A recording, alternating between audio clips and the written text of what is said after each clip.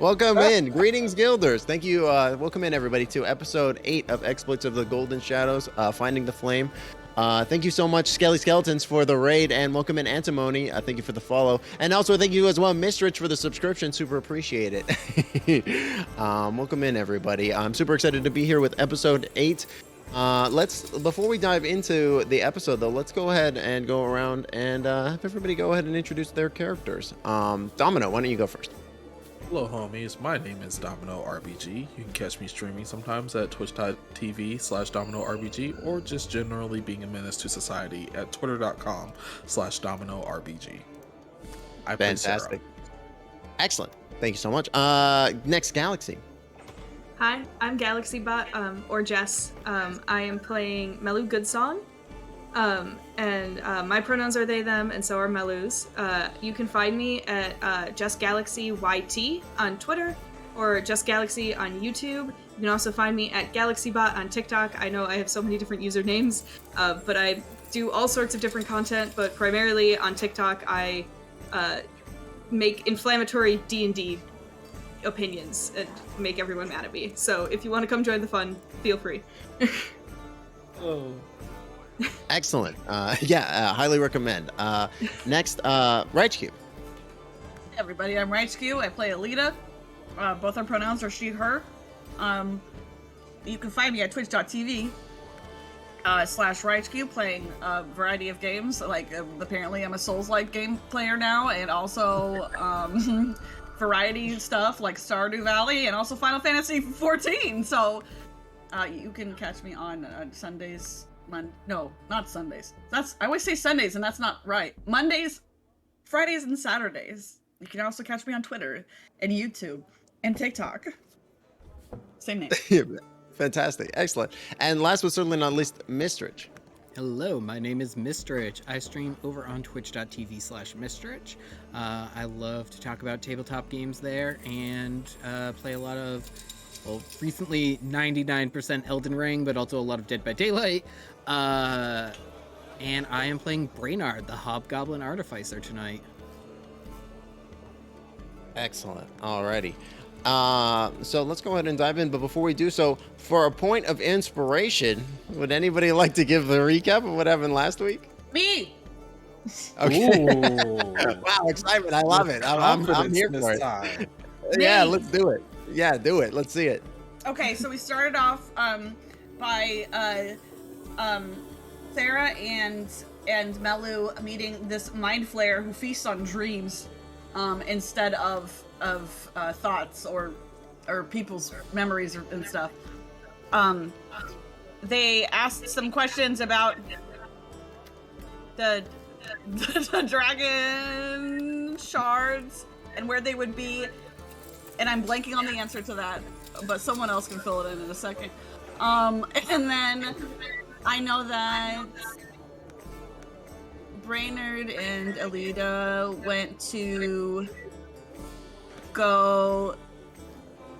they got confronted by Sister Maggie and two cultists, and they tried to tear open the bag that had one of the idols in it, and it ended up throwing the idol into the void, and so nobody has it, allegedly.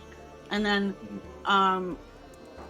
they chased the cultists down the hall, down outside, and Brennard turned one of them into dust with fire, completely obliterated that dude. They caught up to a cultist and brought him back to Cera, and they were trying to organize for Zed to come, send somebody to pick the cultist up, and the crew got in a little spat about, because Cera wanted to stay and wanted everybody else to go, and then she would meet up with them later. And then, so they finally settled on, I think it was Melu who made the call, like, Brennard, you stay with Cera, and then me and Ellida will go. And so, they went back to Zed, they regrouped. There's some tensions in the party right now. And that's pretty much where we left off, but I forgot that first part, so if anybody has the answer to the first part. Yeah, absolutely. I would say definitely go ahead and take inspiration for that. But does anybody have an answer to where the what Francis told y'all? As far as the location of the dragon idols? Mm-hmm. Were you gonna say something, Jess? Oh, yeah, I was basically saying the same thing as you. Oh. Okay. We all have ADHD. I'm sorry. One Same is... with No. I was gonna say that's fine. I'm more than happy to backfill in. Basically, Francis told you all a piece of information that when the demon who was locked away in ancient times, whose name has been lost to time, when he was locked away, the 3 idols that were used in the ritual were split amongst the 3 groups that had assisted in the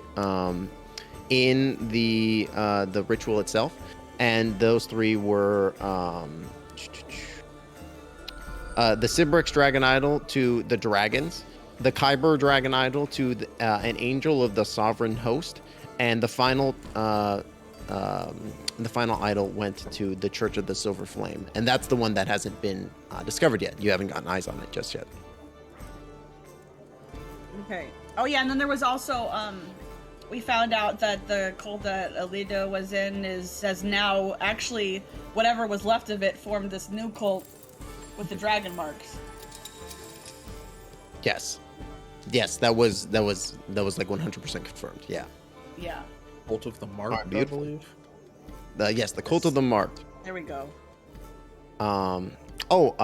Real quick as well, Ellida, what was the name of that of the head cleric, like the head leader of the Order of the Perfect Peace? Galaxiebot, Lazriel. Okay. I think. Yeah. Yeah, I think it was, because I remember it sounded very Lord of the Rings. Yes. Perfect. Excellent. All right. So we open the session with the party heading off towards Zed had given y'all a lead that maybe heading up to the High Church of the Silver Flame in Sharn might help y'all on your quest. So I believe that was where y'all were heading, correct? Yeah. Yes. And I'm guessing y'all are taking like a sky taxi. Yep. Oh, of course. Perfect. Yeah. So it's pretty easy for y'all to call one in the bustling metropolis of Sharn. They're pretty common on this section of the city. So y'all are waiting for no more than a few minutes of tense. I feel like probably tense silence as the little buggy kind of putters up, like floating on the cloud magic, and y'all pile into it, telling the driver where to head off to. It'll cost about 2 gold to get you there, and paying him sets you off. Okay. Well, Cera will pay that, but also she's going to sit in the sky taxi and cross her legs, and she's just like looking out of the window. Who's in the middle? Who's in the middle in the back seat? I feel like Melu somehow is. Like Melu or Brennard. One of us probably got stuck with that job. Yep. Oh, Do you want to flip for it? Yeah, let's flip a coin. All right. How do we- 1, it's me. 2, it's you. Perfect. I love it. All right, I'm in the middle. Okay, it's Brennard. Alita's also gonna give, because I forgot that she hadn't already. Alita's gonna give Melu the diamonds that she got in the market. Ooh. Oh, Nice. thank you. The diamond, yeah. For them. Is she just like organizing her pack now? That was Yeah. a 300 gold diamond, right? Yes, it was the most expensive Diamond we could get. diamond. Yeah. Oh my gosh. Why does diamond default to being worth 5,000 GP? Hello? It was a steal. It was a steal. That's like the Blue Hope diamond. Yeah. Like, also, Ellida, please, don't. I hope you didn't steal this diamond. No. She bought it. She bought it. She That'd be so bad. Like if Melu paid her. If Melu paid her to get the diamond and she kept the money. You just Yeah. fucking stole it? Oh my Stole it? god! Now I So have more money. Not only is she a pathological liar, She's also a thief. No, she would do the right thing in quotation marks in that case. And The she did pay for quotation it. marks, though. Yeah, really. it's so funny. Oh, dude. But yeah, do you is there a scene that happens while you're in the vehicle, or would you like to just push straight to the church, the highest level? I think it's just very quiet the whole time. And Ellida giving Melu the diamonds. Yeah. And also shuffling around in the backpack trying to put things in the... No, What is Mystrich, Yes. you can correct me if I'm wrong. I feel like even though Brennard is upset, he would probably like elbow Cera in the ribs or something. Oh, absolutely. He's like, probably whenever he looks at her, it is something like an angry, dirty look. Because, like, he does have this, like, very angry looking, because he does have a very monstrous face. He has a very angry face. Resting Brennard face. Yeah, exactly. Brennard face. Very grumpy. good one.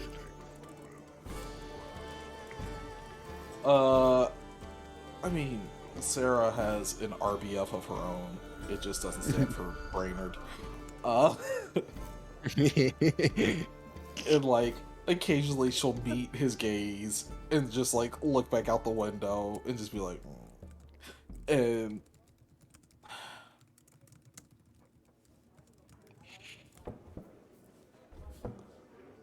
eventually she takes a big intake of breath. And she's like, Ellida? Cera.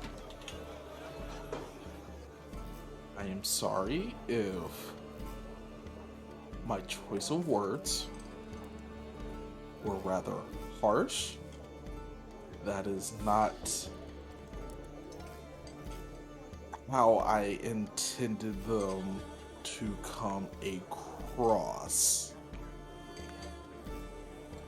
I don't think that you are incompetent.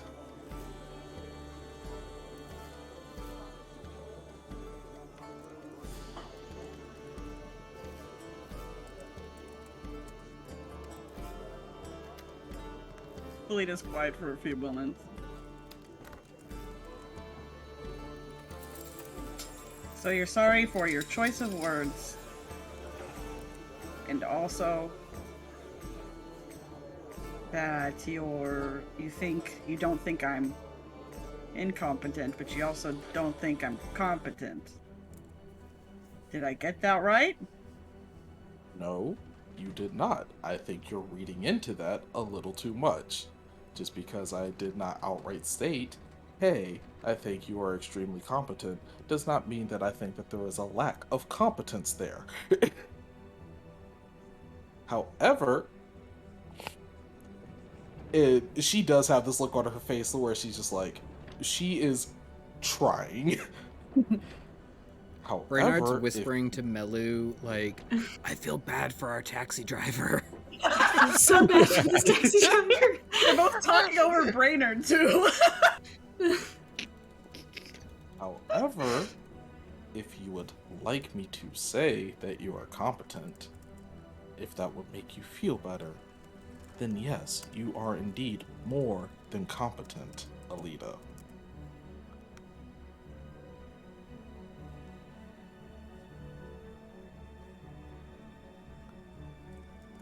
Is Cera being truthful? Yeah, she is. It's just, she's like, I don't even want to be having this interaction right now. So, Ellida, make an insight check. Okay. Oh no. 10. You get the sense that Cera is definitely being honest with you.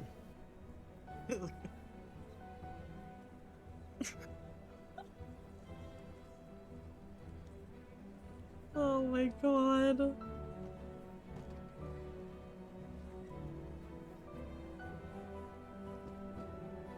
Ellita's like, okay.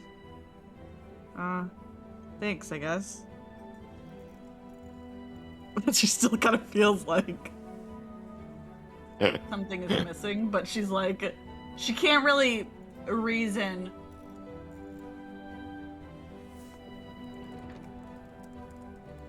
I guess she can't really justify how she's feeling, but she's just like, okay, thanks.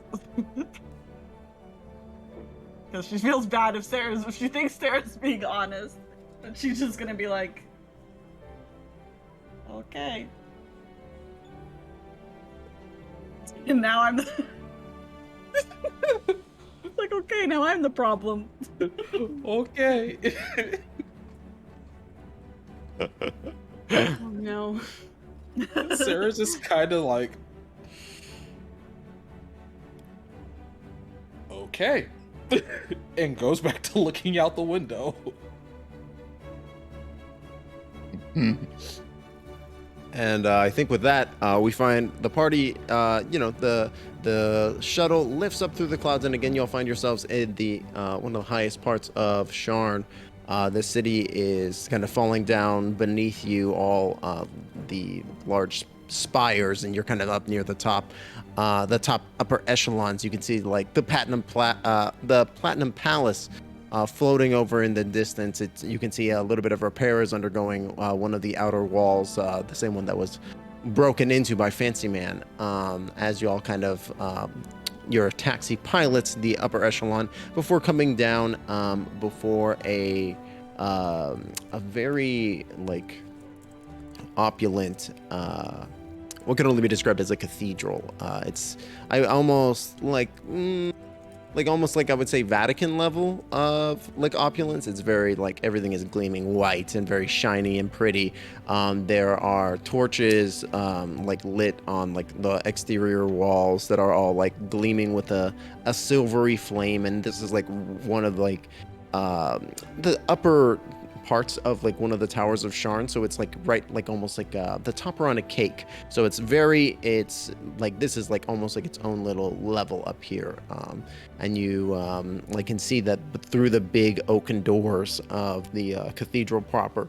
Looking down the long stretch, you can see in the central chamber a large pit of like the same silver flame that is illuminating the torches, as well as like the silhouette of a statue kind of behind it. And that's kind of just what you all are seeing. People are milling about. They all are fancy, wearing pretty fancy dress, or like clearly are members of the clergy. Like they're wearing like official robes and such. What do y'all do? As they get out, Brennard is gonna like pat Cera on the back and be like, "Was that really so hard?" Oh no. It's one of the hardest things I've ever had to do in my entire life, Brennard. I don't know. I've seen you do some pretty impressive stuff. Yeah, easy.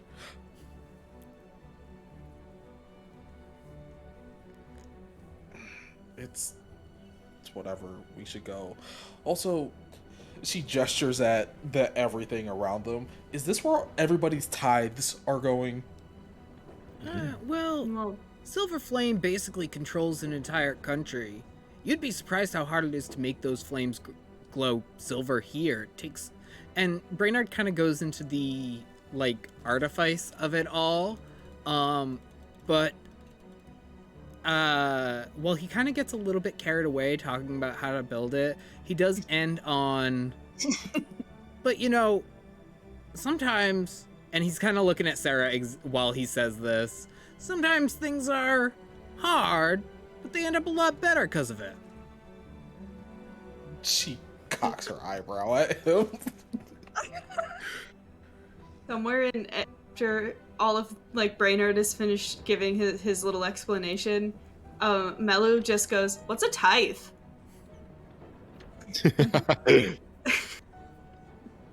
You can. Sarah mutters under her breath, but it is audible, and she just goes, "Oh, you sweet baby." They wouldn't know.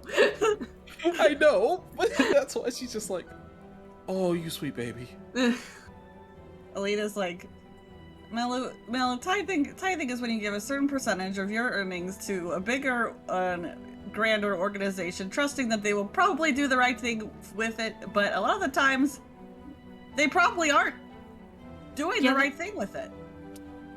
Yeah, that sounds right for people to take advantage of it. Uh-huh. Yeah. Sometimes people give a lot of their money. But they don't really know what it's going to. So typically the people giving the money aren't always the issue, but the people receiving it and doing what they will with it. Oh, so like the people that were in the cult with you?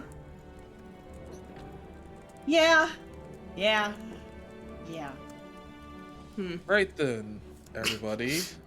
Well, we should make our way in. I think that Ellida should take lead on this, considering she's the most knowledgeable about organized religion, and we should support. Lena looks at Sarah with the most surprised face. Sarah Hey, just you knew starts all about walking in. tithes. It's true. Oh, okay. Okay. Quietly, like, I know things about religion. They're not actually. They're more confused than anything. They don't seem upset. Just like, yo, what is going on here? Yeah. Okay, well... She looks at the rest of them. Okay, what kind of people are the like, what do they look like? Like the people, like the people in the church, what do they look like? Are they a certain, like...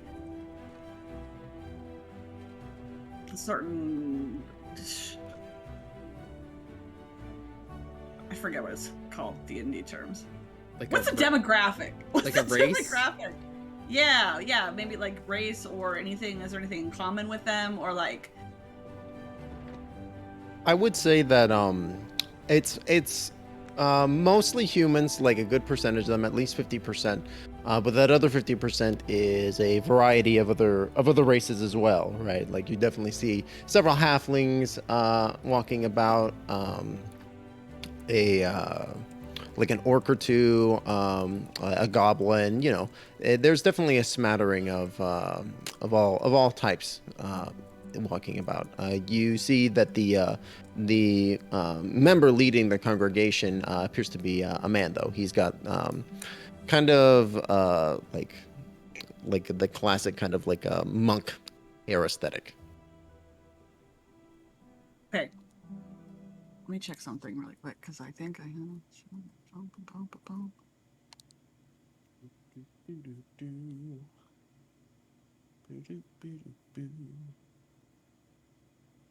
Are they commoners? I mean, just asking. Commoners. They're definitely I would say they are commoners, but they're like wealthier. They're wealthier commoners, if that makes sense. They're like upper crust commoners. Okay. At least among like the regular folks that are walking around, the other parishioners and such, I don't think they would really count as commoners because they're like living in this opulence. We're Okay. talking like upper middle class, and then like the parishioner. Okay. Okay. And I above table, I forgot what we were asking them, so can somebody remind me really quick? We're supposed to be asking them about the like last dragon shard and if they like know like the last dragon idol and if they know where it is, I believe. Right? Okay. Yep. Because it is located. Like Francis specifically noted the I forgot this order's name. Cool, great, thanks, Brain. The Order of the Church March? of the Silver Flame. Yeah, he specifically cited Church of the Silver Flame and how Mhm. it had been imparted to them. So I guess, yeah, we are asking them if any of their branches may have uncovered it, because it's very Okay. possible that it's not here. We might want to even phrase it more like looking into the legend of this, because I feel like it's probably not at this one random church. So like, Oh No. yeah. I almost 100% feel like it's not here, but they're just hey, like, yeah, we we're got just that like, in the closet. yeah, it's just back here. Exactly. Like somebody just like offering came around and someone just plunked it right in the plate. Yeah, somebody just shoved it in there. Like, Okay. And would you say that the blasphemous Bible is in reference to something along the lines of this Wait, is what? relevant? The Wait, blasphemous what? Bible Ellida has. Would you like to expound upon this for everybody? It's been a few sessions, so it's okay. I've just had it in my inventory, it's just staring at So me. I don't know. I don't know why, but Timbo's. I'm gonna refresh Timbo's things, but Timbo had righteous things coming through on his captions. Oh no. Let me hold on. I got it. Hey, it's me, Mario. It's double Reich. Is Turn right down just a little bit on my end. Okay, there we go. More Hopefully Reich that'll for work. Reich. I could hear myself at some point. I was like, oh. But yeah, so what is this blasphemous Bible? So remember when they went into the? Oh God, they were with. Okay, it was with the monster that took on the form of all of them with Ptolemy. Mm-hmm. And that's something that they had picked up along the way was this blasphemous Bible that Ellida had looked through the pages for more information. Oh. So sorry. So yeah, you definitely have that Bible. What's the question? If it has anything to do with the Church of the Silver Flame, I believe. If it has anything to do with the dragon shards, because I have an idea, but I'm trying to make sure it's relevant. No and no. Neither the Bible doesn't mention anything about dragon idols or the Church of the Silver Flame. Cool, so you're just carrying around heresy with you just to carry around heresy with you. I guess so. It's for fun. I guess so. Just Yeah. I mean, she did run a cult, mean- so like. Makes sense. She was I the would- okay, figurehead of actually- a cult. She didn't run it. she did not run it. Let's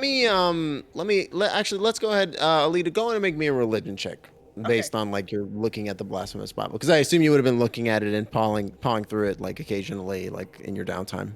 Absolutely. Some late night reading.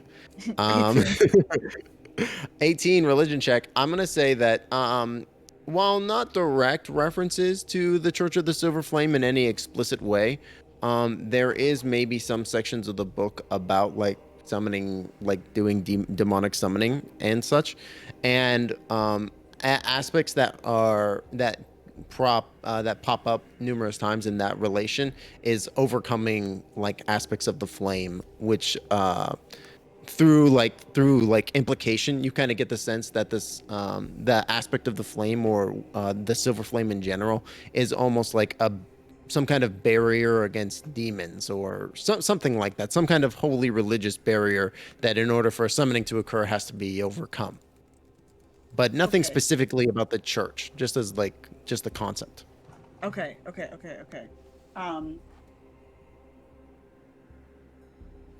And where is the figure? Is now like the figure, the figurehead, like the person, the person, the the lead of the We'll call him Father. father. Where's father? The father. It looks like whatever's happened, whatever like service was going on, it's just ended. And people are kind of filing out, and you're kind of having to push against the throng of people getting into the church, which is just heavy with the smell of like incense and like and as you walk into the space, like pushing past, you see the father kind of moving back past this the flame and the statue, and kind of into like where you see like some back doors. You think maybe that might be his like living quarters or something back there. Okay. What god do they worship? What do they worship? So I'll say with the 18, so religion check as well. General notes about the silver flame is that the silver flame is a force of light that holds fiends at bay. Those who seek to defend the innocent from evil draw power from the flame. And basically it's the concept of like it's they're very anti demon, and they're very they're very zealous in that respect of uh, of purifying demon kind. But there's also the aspect that like there's a self-reflective aspect of it as well, where they have to be there's like teachings that they have to be careful of the shadow of the flame, which can pervert and corrupt those who are doing what they believe to be the will of the flame. Could actually be the shadow of the flame instead, right? Okay. Okay. All right. Ellida is going to look at the back for the rest of them and just say, "Play along." Okay. She's gonna go. She's gonna go towards where the father is. Has he gone through the doors yet? Does she need to knock? I think you're like, he kind of like maybe glances over his shoulder and sees the group of y'all coming through, and you meet up next to he turns around and comes back, and you all like you kind of meet next to the large glowing pit of silver flame, and next to a statue of a woman. At first glance it looked like it was a statue, but now that you've gotten closer, you realize that the flame pit was actually obscuring the basin that it's sitting in, and it's actually a fountain. And as you're watching, as you like kind of move up, you can't help but notice that the water is coming from the woman's eyes, and like almost as if they're crying in bas relief, and the water is flowing down their face and into the basin beneath them. And the father comes up to you, and he says, greetings. I don't believe I saw you at the service. I'm Father Matthew. What can I do for you? So Elida's gonna be like, she's gonna be like, Father, I was waiting for it to be done so I could speak to you. I have a request of a spiritual manner, I guess. I've been having these dreams about that I believe the flame is giving me, and I need help deciphering them. Interesting. Yes, of course, my child. I would be happy to offer guidance to you. Please come. We can speak in my office. And he'll gesture to one of the back rooms. Okay. I'll be like, my friends have put a lot of faith in my words, and they would also like to follow the flame as well, and hear the truth if you would allow them as well. You wish them all to accompany you? Yes. Go ahead and make a persuasion roll as you're trying to convince him of this. Oh my god, Jesus. Okay, inspiration, please. Yeah. Go ahead and roll again. First roll was a 6. Let's see if we can do better. A 12. Ooh. He's gonna say, well, in that case, I mean, we don't need to go into the office. We can have the conversation out here. What appears to be troubling you, miss? What should I refer to you as? She just thinks. My name is Adile. Adile, that's my name. Adile. Adile. Oh my god. Going to make a deception roll. 23 deception. Pretty good.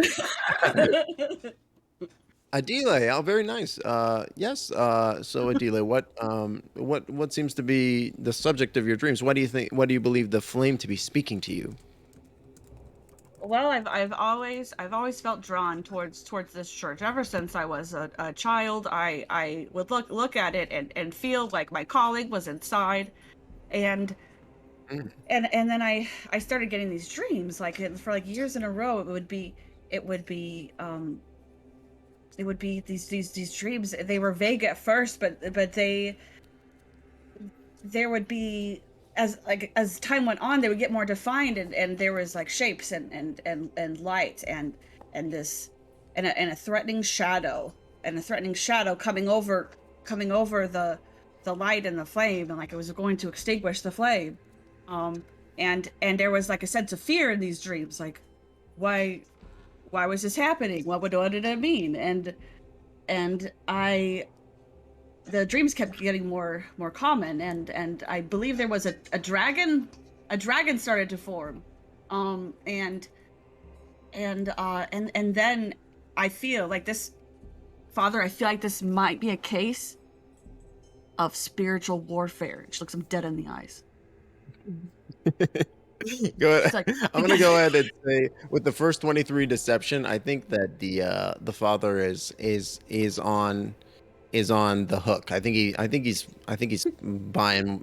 buying what you're putting out there, and he goes, oh, that sounds very troubling indeed. Yes, I can think of a few others who potentially in legend in the legend of the Silver Flame, long and storied, that had chilling dreams as such. Give me just one moment as I go. Let me see if I have a text in my office. One moment. And he will excuse himself and move off. While this is going on, everybody make a perception check. okay. 19 from Ellida, Hey! 23 from Cera, 19 from Melu. Wow, y'all are perceptive today. For once. Minds are clear. And a 6 from Brennard. Listen, He's a himbo. We it's in forgive him. character. Yeah, I feel like Brennard is very interested in, like, I think maybe you've never actually been in this Church of the Silver Flame before, so you're like taking a look at the real big flame and are very enamored with it. So you don't notice, but Ellida, Cera, and Melu, you all three notice that as Ellida had been speaking and mentioning these prophetic dreams, specifically at the mention of the dragon, you all notice that the statue of the woman crying, the tears seem to double in rate, and the statue seemed to start crying harder. Oh no. I'm sure that's not a bad omen at all. Mm-mm. Oh. Melu will like quietly point it out to Cera, like, do you see that? Sarah's just like, unfortunately. That mean? You know, I don't know, but it can't be good. You think it's Not alive? wrong. You think it's alive? No, Is it? I don't think it's alive. Okay, just for fun, Melu is gonna Eyes of the Grave. Remind me, can you post the description of exactly what Eyes of the Grave does? Yeah. Oh, hold on. There you go.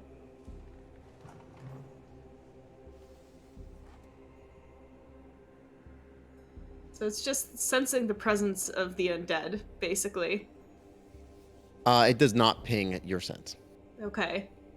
So your eyes flash and cloud over the way that they do, but you don't get that crawling feeling that you normally get when you do it when there's an undead in your presence. Melu will look at Cera and be like, well, it's not undead. Or Ellida, sorry, and say, well, it's not undead. Have I heard anything about statues like this in my past? I mean, I think that like in general, it's pretty common knowledge that like people will get statues made of like famous figures. Looking at the base of the statue, you see that there is a placard that states the name of the individual, which is Maria Antereth.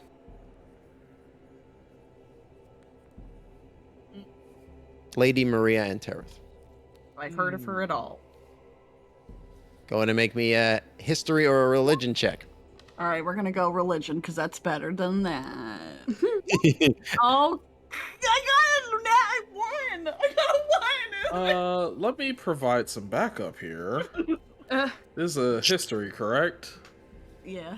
You can roll history as well, if you would like. Thank 18. you. That's pretty good. I'm gonna say that Lady Maria Antereth was a. You would know that she is an obscure but somewhat notable figure who was a paladin of the Church of the Silver Flame during the Demon Wars, and she like very mysteriously died, though her body was never found. I would also say that you have heard her name recently in the past week or so as well. At the auction, her prayer beads were for sale. That's right. And oh yeah, Ellida was trying to get them. That's right. Mm-hmm. So Cera is just like, yeah, you remember those prayer beads that you tried to procure? Oh shit. Those whispers. Yeah, Oh, those shit. would be her prayer beads. She's a paladin from the Order of the Silver Flame. She disappeared. Like, there's no body, but she was very famous during the Demon Wars. That's about all I remember about her. Sarah, I'm gonna say that with your 23 perception check from before, when you start talking about her, the tears start welling even harder as well. good. And she's a narcissist. Could she still be alive? Is that possible?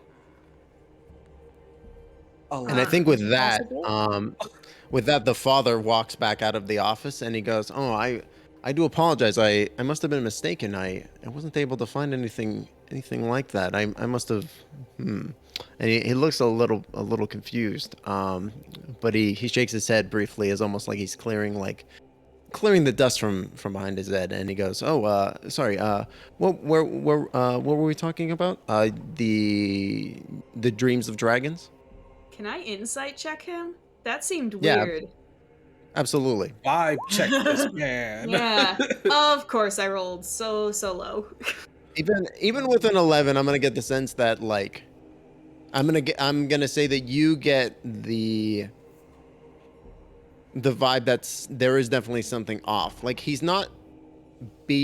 don't get the intuitive sense that he's being untruthful with you, but it also does feel a little like he does seem a little flustered, like not like he's trying to hide something, but like he's more confused than anything, I would say.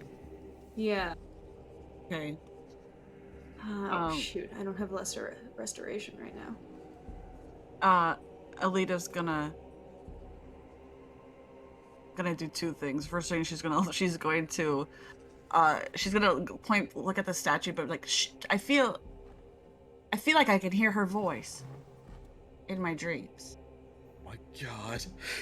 As she's doing that, Melu is gonna try and like edge away so that they are out of Father Matthew's sight. Sure, like are you trying to like sneak away from him? A little bit, yeah, but like not completely out of the room just yet. I'm like hoping that maybe he'll go towards Ellida and like I'll be out of his vision when he does that. Sure. Yeah, absolutely. I would say so. I would say that that's no problem. And as you're like as you step aside, the father, like you see him furrow his brow and step forward, and he goes, I would the Lady Antereth in her voice in your head, you Yeah. know She's been dead for at least, it must be hundreds of years at this point, since the Demon Wars. Yeah. Yeah, I know. I feel like I've seen a vague outline of her face. I feel like she's speaking to me. Oh, really? And What does she say? it's hard to make out, but I feel like she wants me to do something. I just don't know what. And Hmm. and then she says, um I received this horrifying, terrible book at my doorstep one day, and I don't know how to fight the vibes from it, so I've been keeping it with me. And she pulls out that blasphemous Bible. Hmm. She's like, I need to know what this all means so I can fight it. The father's eyes will go wide at the mention of at the like at the producing of the Bible, and he'll say, as he like takes it from you, like very gingerly, like he takes it like forefinger and thumb, like he doesn't want to touch it. Yeah. And he goes, "My child, you say this was left for you?" Yes. Yes, What? it was left at my doorstep, and I don't know. Hmm. I don't know if it was a person who brought it or something else. Hmm. Very curious. This truly does feel heinous. Well, I would be happy to dispose of such a blasphemous creation. Of course, we would do so with all the proper safeties in hand. Can you tell me what it means first? Hmm. Um.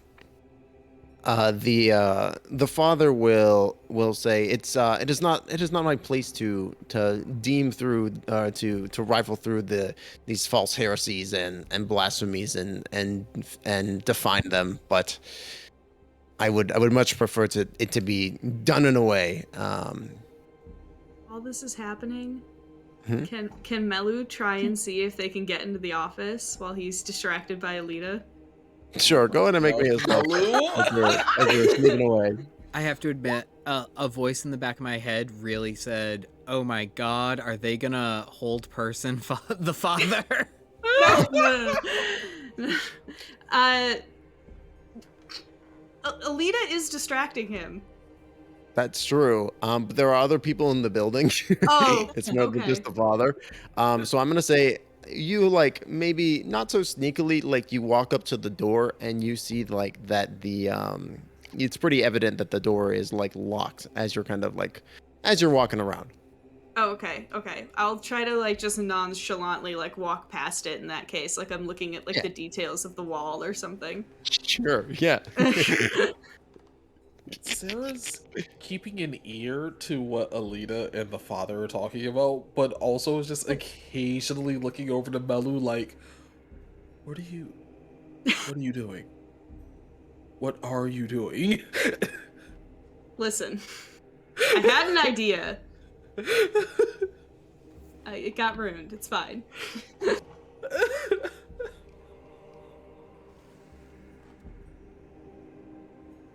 I can't hear anything through that door, can I? No, it's pretty solid wood. Okay. Thick with 2 C's.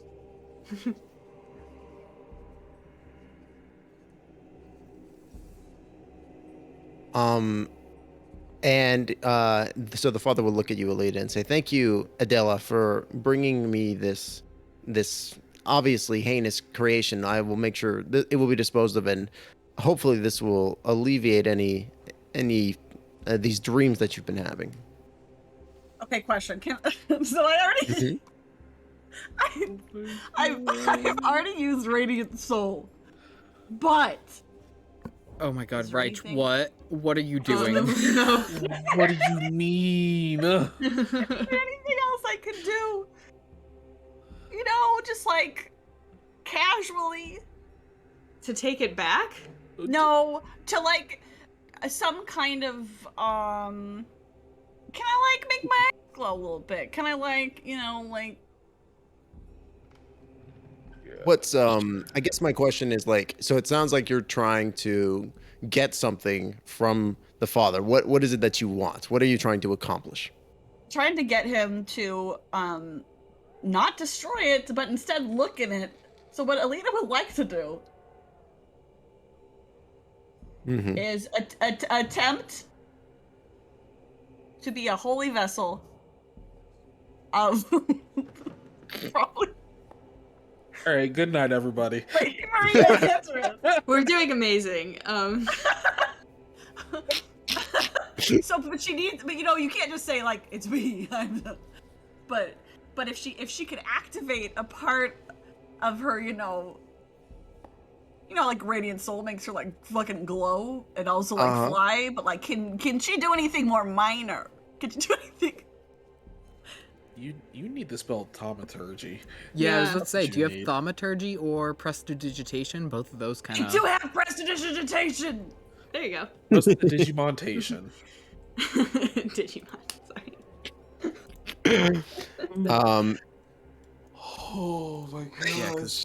because So you're trying to make him look at it by pretending to be like a holy figure, like you're trying to impersonate an angel.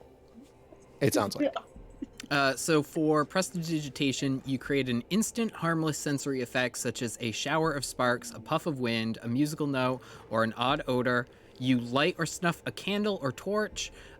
You clean or soil an object. You chill, warm, or flavor a foot of non-living material.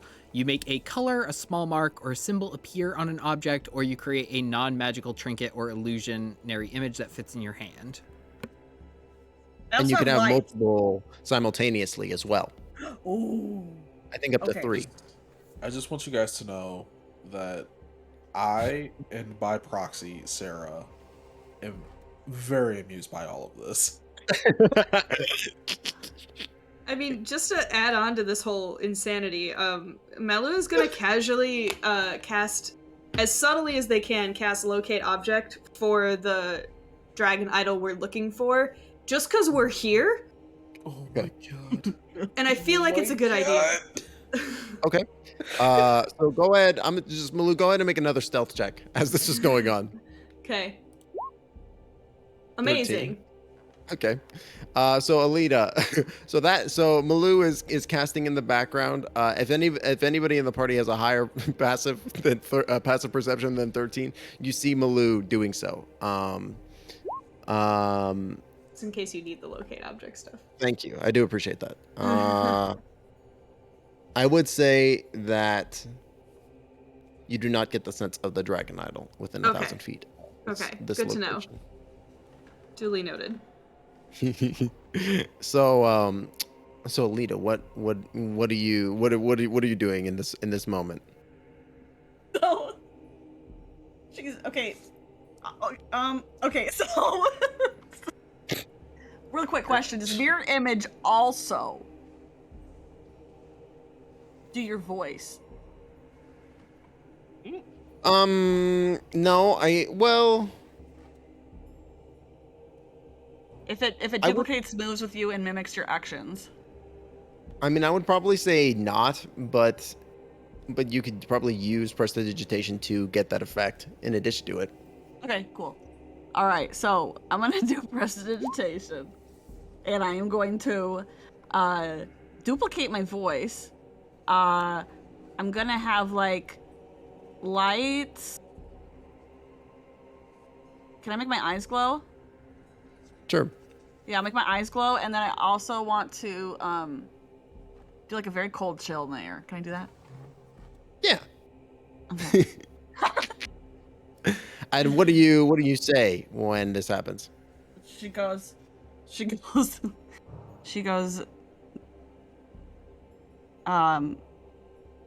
do not destroy that of which you are told to fight against. Okay. Go and he'll say, my gosh, well, hold on. Go ahead and make a deception roll at advantage as you're doing all this stuff to try to like manipulate him. Okay. Nice. Oh Nice. He's gonna make a contested wisdom save. Oh, boy. The DC is 6. He's got a +2 modifier. 3. Good job. Nat 1. Oh my We god. love to That's see it. what. So Oh, that's beautiful. All right. He rolling the natural 1, he falls to his knees in sheer it's a mix of fear and almost like joy at seeing what he believes to be a supernatural deific entity in his presence. Because just as general lore for Eberron, the gods in the Eberron setting are not confirmed to exist. There is in Forgotten Realms, for example, your general gods can actually totally come on down to the material plane of existence and do stuff. So if you say that you're doing something, if you're doing something in the name of a god and the god disagrees with you, the god can totally show up and kick your ass. But in Eberron, that's not the case because nobody knows if the gods are actually real or not. So to this man, seeing something holy, like an angel, it's basically a complete vindication of his faith. So he is basically overcome with both terror and joy and jubilation and exultation and fear. It's a moment of rapture for the father, and he says, "Oh, of course I do apologize, Angel Adela. I would be happy to. Be happy to. Do you wish me to? What do you ask of me, and I will do as you will." So she says,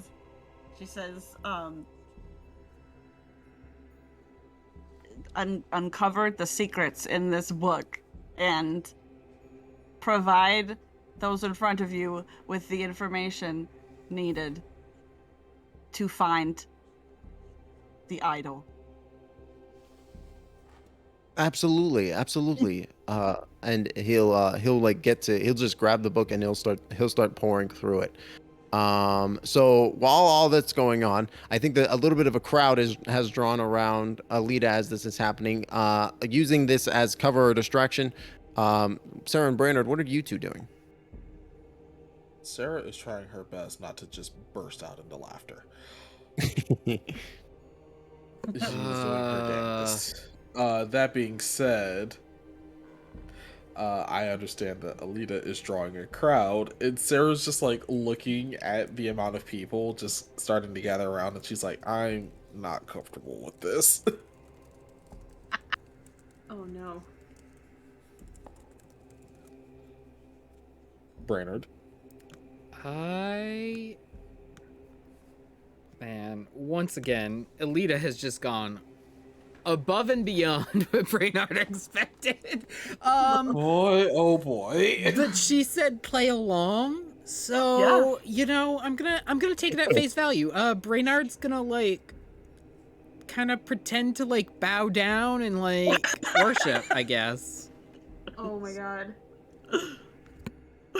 Thank you for that. Sarah's like, oh.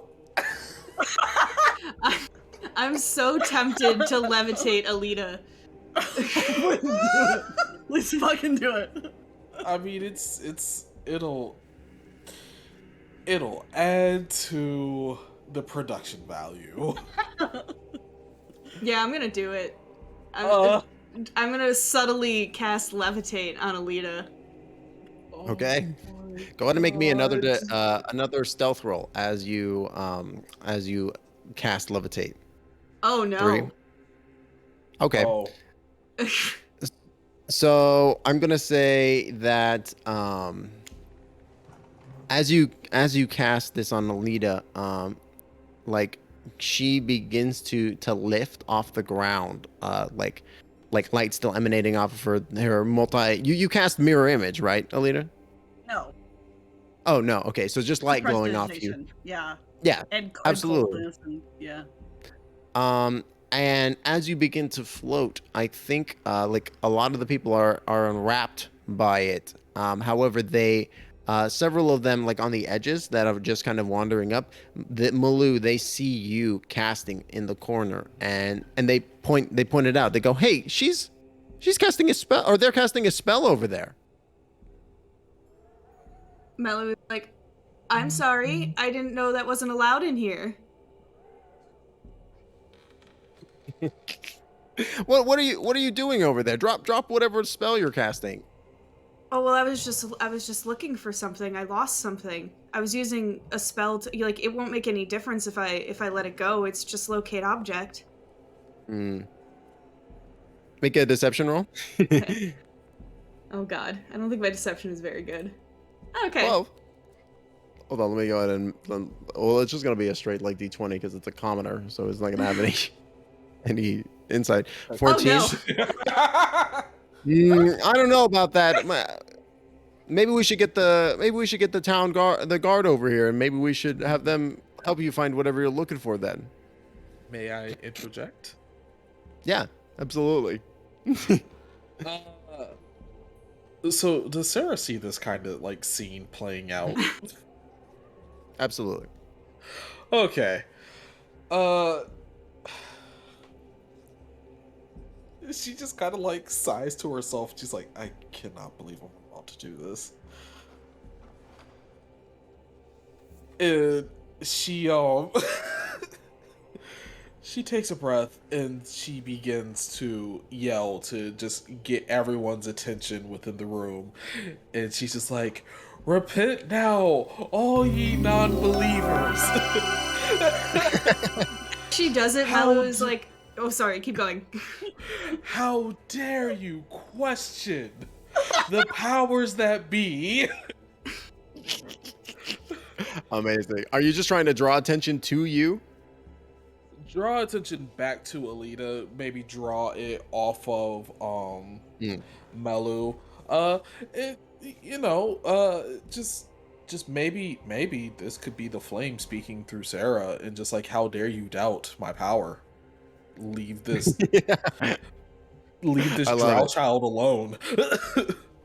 I love it. Yeah, absolutely. Go ahead and either roll me a persuasion or an intimidation roll. Your choice. Yeah? Alright.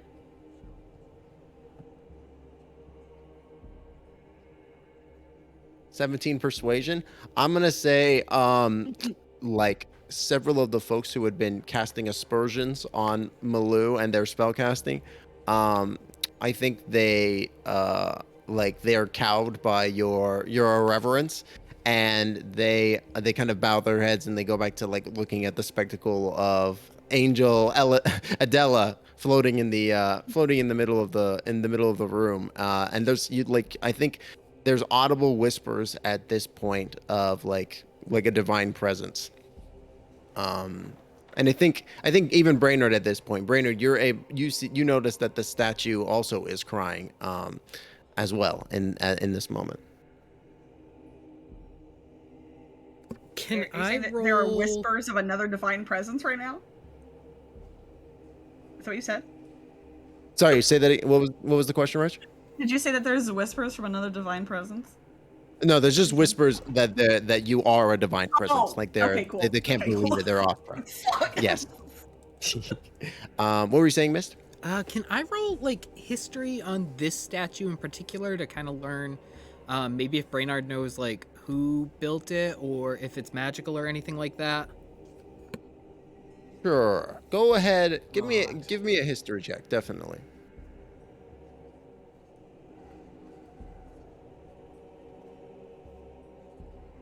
$12. I'm gonna say that you don't know who built this statue, but I think that is that is something kind of odd about it, is that like if like you're like, I don't think you've, like I said, you've never been to maybe this super high up version of the Church of the Silver Flame, although because there are multiple throughout Sharn, because it's quite a big religion. And this is like the upper crust, most opulent one, where the most wealthy parishionat. But I think since this is the first time here, you're kind of giving it a once over, and you notice that, like, looking at it, you don't notice like a maker's insignia anywhere on the statue as well. Like you look in all the normal places where someone who would have sculpted it would have placed their initials, and you cannot find it. Oh no, what if this is... No, that would be too much, right? Not a sculpture, because that was what I was thinking. Oh no, we need to cast Greater Restoration on this thing.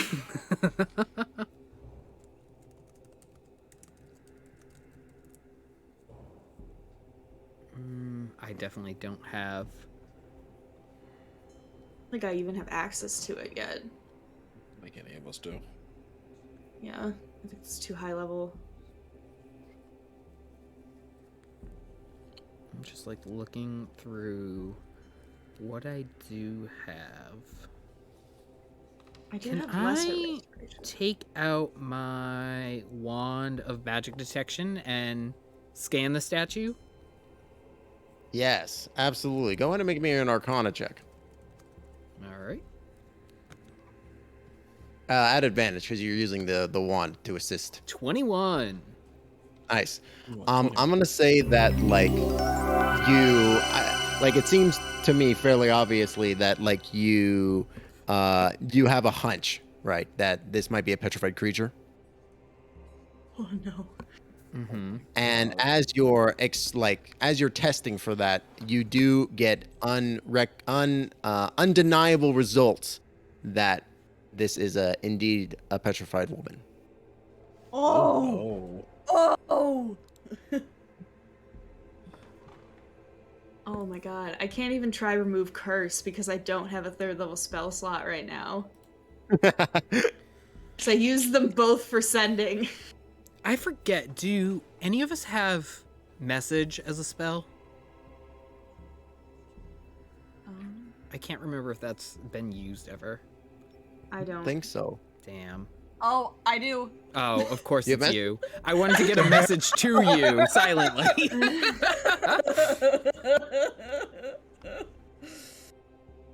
Yeah. Is there anything else, like anywhere else we could go in this area besides the office? Not really. It's a pretty closed off area. You might well, I would say that like there maybe is to the opposite side of the like his office and living quarters. On the opposite side, there's maybe like a little stairwell going down, and you might get the sense that there's like maybe a small crypt or something as such down there. Can Melu try to go towards the stairs Sure. while everyone's distracted? Yeah, absolutely. All right, I think I know what I'm going to do. I am going to say, Angel Adela, please use your magic. Cure those, free those stuck inside. And I'm going to try and like sort of hint at Raich to like maybe get the priest to like unleash to cure, maybe if he has it, like the ability to stone to flesh. Oh my gosh. Whoa. I'm gonna go ahead and say, Brennard, make a performance check at advantage. Raich or Ellida rather, go ahead and make me an insight check, Okay. and this will be a contest. Oh my fucking god. Oh, nat 20! So I'm gonna say Ooh. that because Brennard rolled the natural 20, you're able, even with the 7, Ellida, you're able to pick up what Brennard is putting down. Not 100%, but basically you get the general gist of, hey, have him free the statue. Okay, so free the statue, okay. I'm gonna say, so Ellida gathering that is like, in the duplicity of like voices is just like, free her.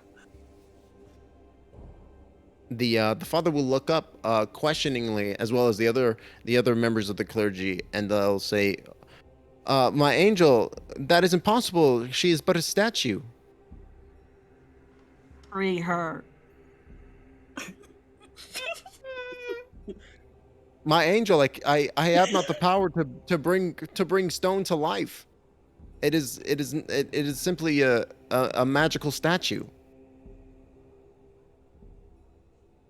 It's gonna be like, who amongst you?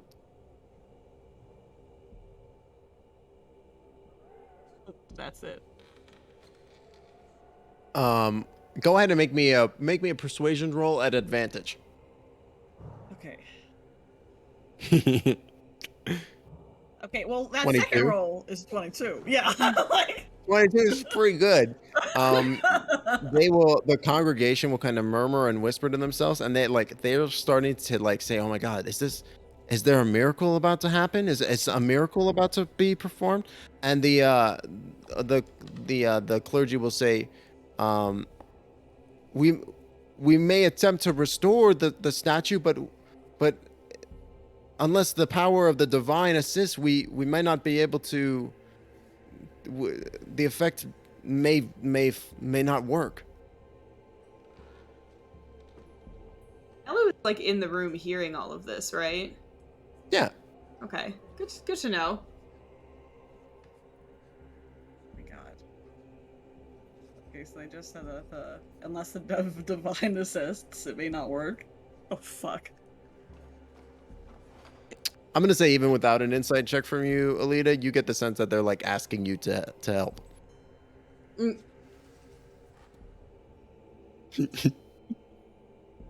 so she's just gonna be like, she's gonna be like, display your faith.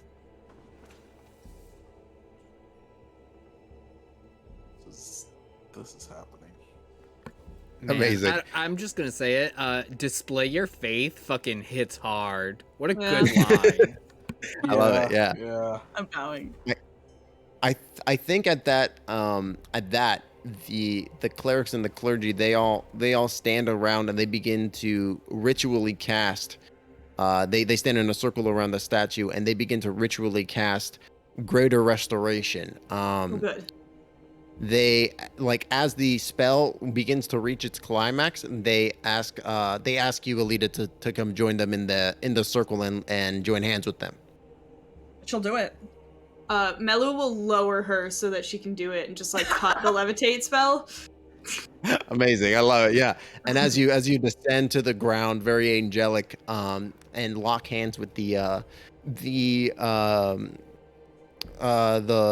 circle. The spell builds and comes to a finish. There's a burst of bright light, and stepping down from the plinth where there was once the statue, Lady Marie Antoinette falls like to her knees at the ground. Also, Ellida, go in and roll me a D100. Oh no. Here we go. What bad timing. Or good timing. It could be perfect timing. Yeah. The Now it's time knife? for her to turn to a houseplant. Mm-hmm. Oh my God. Oh my god. Oh my god. Oh my god. So with the 9, Oh no. I'm gonna say, you know what? I'm gonna say, as the light dims and the world and the view comes back into the frame, all the clerics are still standing there, but Ellida is missing, and in her place, you see a small potted plant sitting there.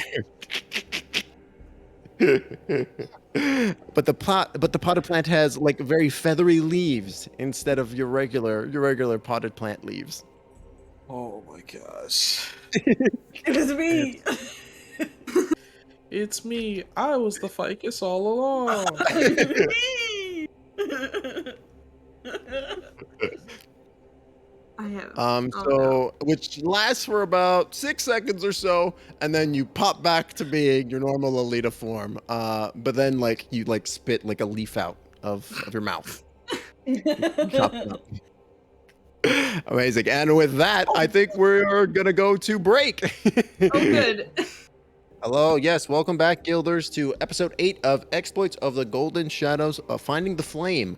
We're going to dive back into the game, but before we do so, I just want to say thanks to everybody for coming and hanging out on this fine Sunday evening. If you're enjoying the show, make sure you drop a follow so you can know when we go live. And if you're feeling exceptionally generous, you can tip the cast. All cast tips get split evenly amongst every cast member, and it all goes just straight to everybody. It doesn't. It's an even split system. So if you're feeling overly generous and you're loving the show, you're more than free to tip us. But don't feel like it's an obligation. Just wanted to throw that out there and introduce that into all y'all's brain space. So when we last left off, Ellida was doing the long con on the Church of the Silver Flame, and has become an angel for them.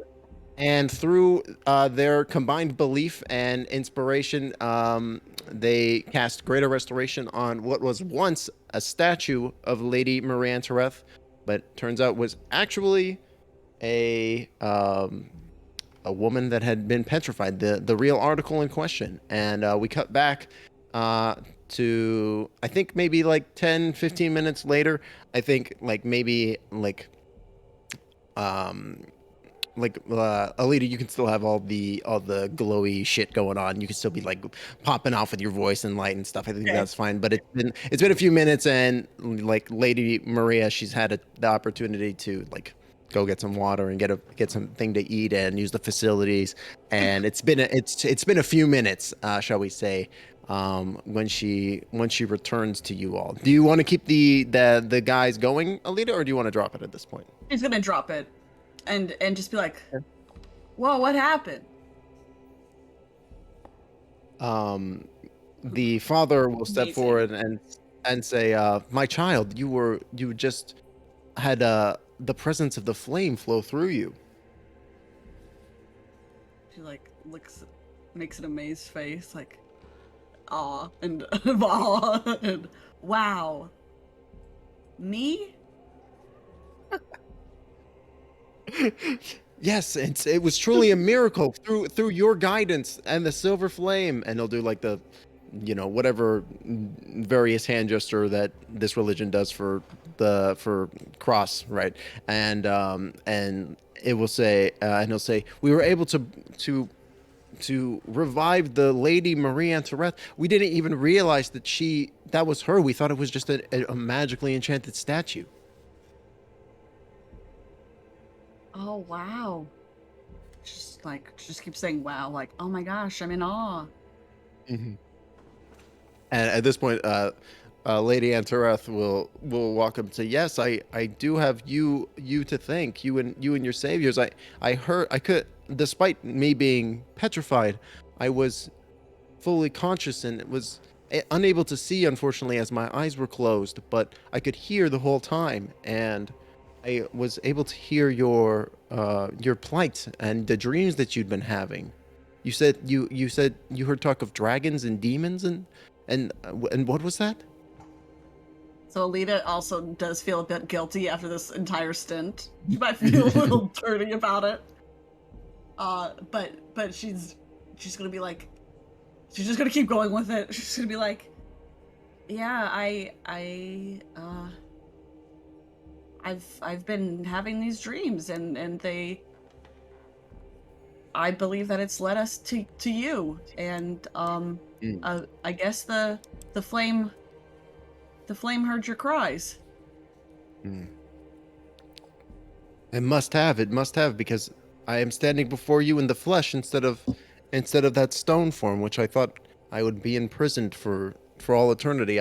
I'm not sure how long it's been, but it has to have been hundreds of years at this point, and you kind of see her start to go into maybe a little bit of like culture shock as like she starts to process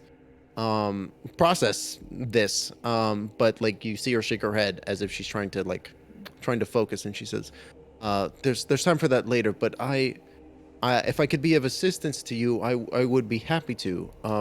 What can you describe your dreams to me again? Was there anything of significance that stood out to you? So Elida's just gonna recount what she said to the father and be like, I would just, I had these dreams of the flame and a shadow threatening the flame and a dragon um and a form of a dragon, and it would just get more clear as time went on, and I swear I heard your voice. It sounded just like you. And I was telling the father that I found this book that was just on my doorstep, so I figured it was kind of something. I don't know if it was trying to come against me or what, because it's pretty awful things in here. And I have just been longing to know what it means and what the connection could be.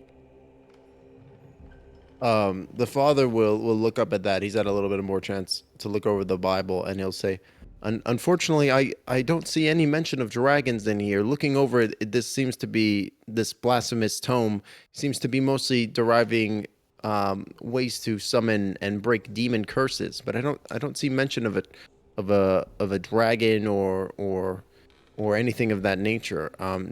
Sorry, at any point do you like directly say the phrase dragon idol, or like or make reference to something like that? I think there's a point in time where she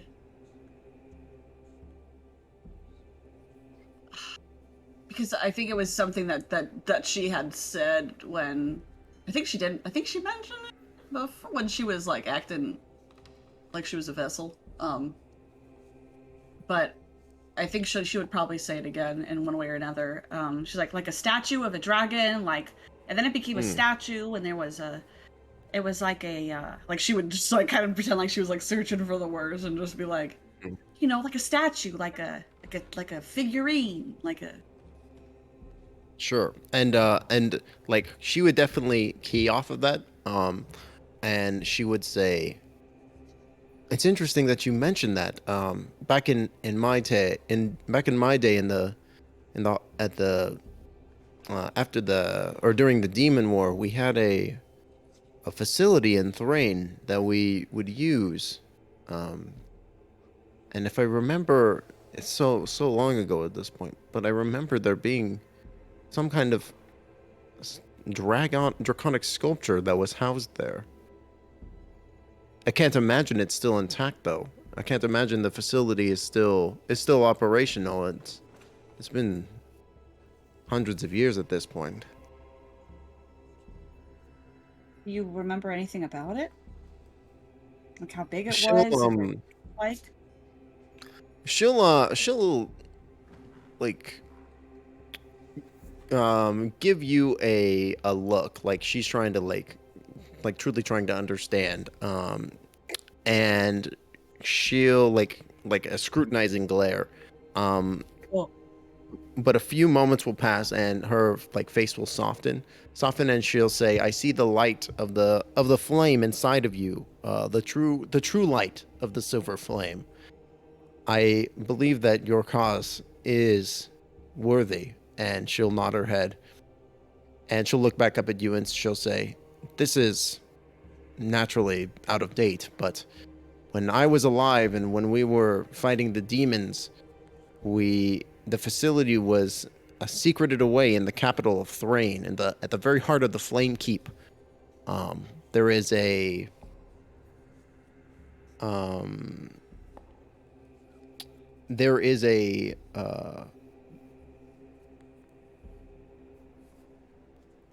relief in the capital, hidden away at the heart of the cathedral of Flamekeep, that will give you access to the facility itself.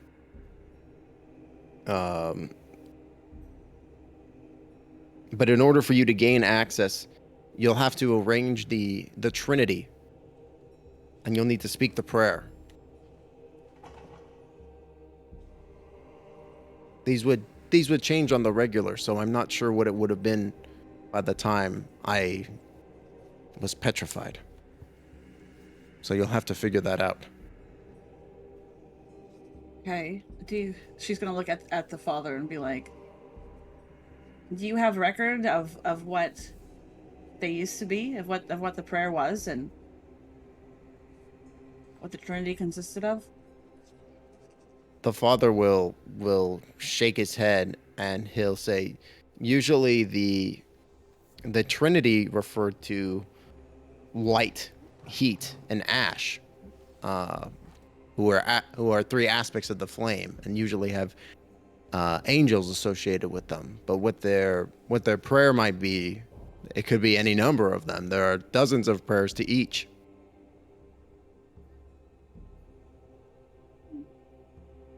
I'll make you a list. A list? Of the prayers. Okay. Yeah. That could work.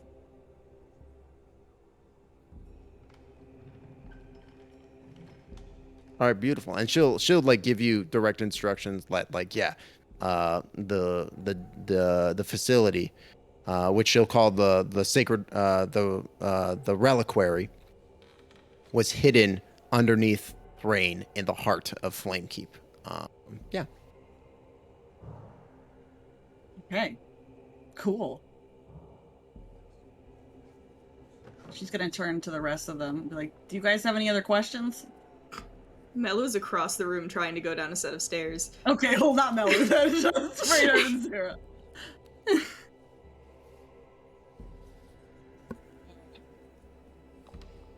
Sarah just shakes her head. I think just we've got to figure out how we can get to Flamekeep. Well, we could always just ask Zachariah. I think with all of the hubbub kind of dying down and people potentially being able to see them, Melu just kind of like wanders back towards the group quietly, acting like they weren't doing anything at all.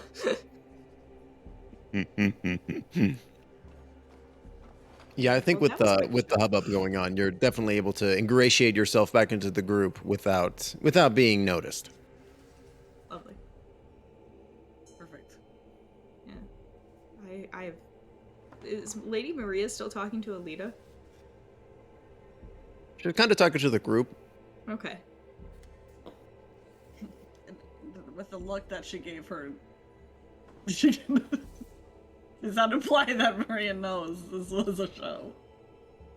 Make an insight check. Okay. 12. I think you get the sense that Lady Maria, like you definitely have your brush with divinity, you know, like being an Aasimar and such. Like it's kind of like divinity coded in, like, shall we say, like pomp and circumstance, right? But it is like there is like a holy source associated with you being an Aasimar, right? Right. But while you've like dipped your toes into that divinity, she's like dived full deep into it, right? And so Okay. she recognizes like what true divinity is, right? Okay. Got it. All right. Cool. Out of pure curiosity, would she, based on everything we know about the timeline, would she have been alive during around the same time as the other the antlered person that I found note of? I love Yeah. the C plot. They're trying so hard. They really want to know. Sorry, wait. Yes, they Timbo, would did have you say been. yes? It would have been about the same time that there would have been a record of another chosen of Balinor existing. Mm-hmm. Oh shit. Okay. Does she have any reaction to Melu also being antlered? Or is she just too out of sorts? I think, yeah, I think that when she sees you, she'll say, "Oh, you're here as well? Were you petrified too?" I was never petrified. Oh, I'm sorry. You look so much like somebody I used to know a little bit. Well, actually, Melu, don't you like not remember some of your past? Maybe you were petrified. Well, my parents found me as a toddler. I don't think I was. Did they? Dun dun dun. Did they? Did they? I thought they lying did. to you this whole time. Oh, I thought you Melu like has- woke up one day like maybe not toddler, but like young and just No, that's fair. No, they were. I think they were found as a small child by the and have memories of growing up. So, Oh my gosh. that is funny though. it's so hard with elf years because like you can be like, yeah, they found me 40 years ago and that's still like you were still a teenager. Right. And technically, Melu is still like a very young adult. Like they're like Yes, 18. yes, they are. But no, they'll look at the lady Maria, right? Yeah. Oh no. Okay. And say, wait, you knew the other chosen of Balinor. The other. Well, I mean, I also have. I don't know. Okay, maybe I am not another chosen of the Balinor, but that would be my best guess at this point, Cera. I don't know the title with which you speak of, but I knew another individual who was elven but with dark skin like you and had antlers. Though his were bigger. I was like, so, but, sorry, this is a shock to my system. When you say, I mean, that's very relatable in this moment. they're like, that's fair. You might be having a little bit more of a shock than I am right now. So wait, what do you mean by no? You knew them, him. It was a him. We What was his were name? associates. He went by Reuven. He was a terror on the battlefield. I've never seen someone slay demons with such gusto. Hey, when she says we were associates, is really like, can I roll a perception to see like, or it's like, what do you mean What associates? kind of associates? Like what kind Yeah, I would say go ahead and make me an insight check. Oh my of? god. Okay. This isn't going to end well, but I'm gonna try anyway. 8. You definitely get the sense that she might be being polite, but you're not sure. You're not sure in what sense. Yeah, so Sarah just kind of like, just subtly, just kind of gives that eye like.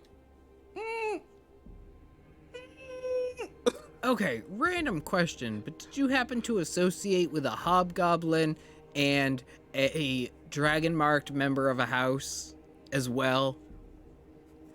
I'm sorry, what? Well, there were members of all sorts on the battlefield. I do remember there was a hobgoblin or two that I was associates with, a few dragon marked individuals. Why do you ask? Oh, no reason. I was forget I said anything.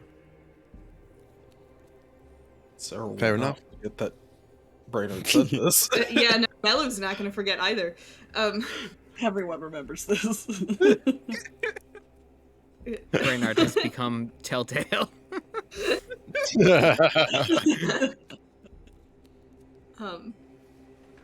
Melu will kind of in the shock of the moment be like, can I ask you more questions at a later date when I have maybe had some time to think about this? Yeah. Lady Anterith will nod, and she'll say, "Yes, I'm sure. Even during what is by now a bygone era, there were communication methods. I'm sure that they've only improved in the time I've been petrified. I'm sure we'll figure out a way to communicate. And I'm just gonna like hand wave, like you all somehow enter in Lady Anterath's information into the Scry Stone, so you have her on speed dial Okay. now too. Oh, perfect. I'm glad she has a cell phone already. You're Yeah, just she's got a cell phone. She collecting- just whips it out. It's a like first gen iPhone, but it works. You're just collecting codex. Hell yeah. Melu's gonna say, First gen. "Oh, one more thing though. Have you ever seen this before?" And they'll pull out their holy symbol. That was the same symbol that Ruvan used. Okay, that's new information. They just look like they're going through it at the moment. Just they're very in their own head. May Cera put a hand on their shoulder. Yes. Cera just kind of like just trying their best to be comforting, just puts a hand on Melu's shoulder. Melu just kind of looks at Sarah and is like, "Oh, we have things we need to be doing, right?" It's fine. Take your time. Okay. They go back to staring at the holy symbol. Oh, baby. I'm real confused.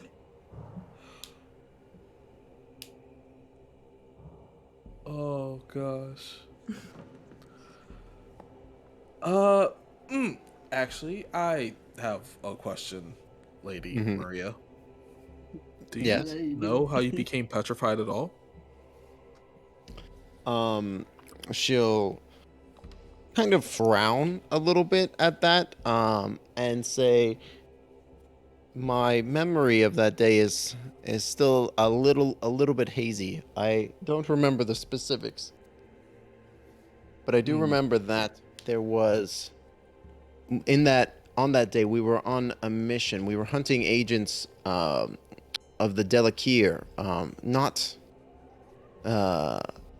demons per se, but something of ill repute as well. Also villainous in nature, corrupting and oftentimes horrific. They were servants of Orlosk that we were hunting that day. I can't remember the specifics, but they must have gotten the one up on us. I see. Thank you. I know that was traumatic for you. Indeed, I can only imagine what must have happened to the rest of my troop on that day. If I was turned to stone, but I'm the only surviving member, and she'll like pale slightly, but then she'll kind of like shrug again, and she'll say, "Well, best not. What can I do but aside from dwell on things that happened hundreds of years ago, I guess." Was Reuven with you then? I don't remember. I don't believe so. I believe we had parted ways before that.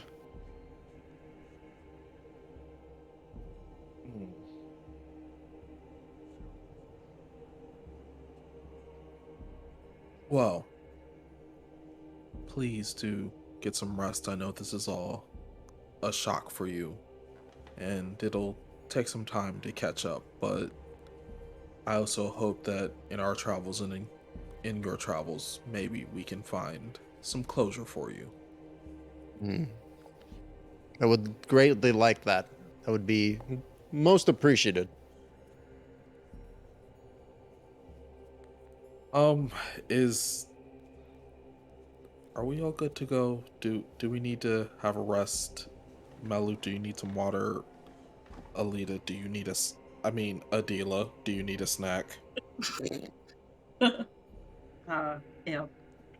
Probably. Melu's like, I could use a rest, but if we're going to be traveling for a few days, it won't be a big deal. Oh, we can still stop at, maybe stop at a nice restaurant before we make travel plans.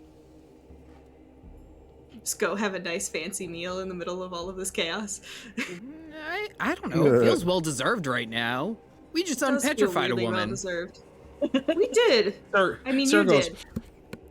There is a Rutherford Christians not too far from here. Yeah, let's go get something to eat. Ellida's gonna look at Maria with like an earnest look and just be like, "We'll keep in touch, okay?"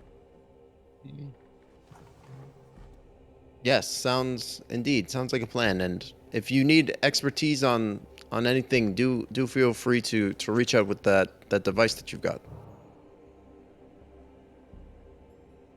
And just as a friendly reminder, you can use your scry stone to make 3 calls per day, which have the normal sending parameters associated with them. But you can receive calls as many times as you'd like.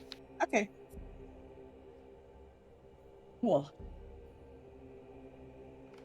See, so we've made a call to Zed today. Mm-hmm. All right, cool. We got 2 left. Yeah. We All should right. probably tell Zed, right? Sorry, not to interrupt. No, dude, please continue. Let's get something to eat first. Sounds good.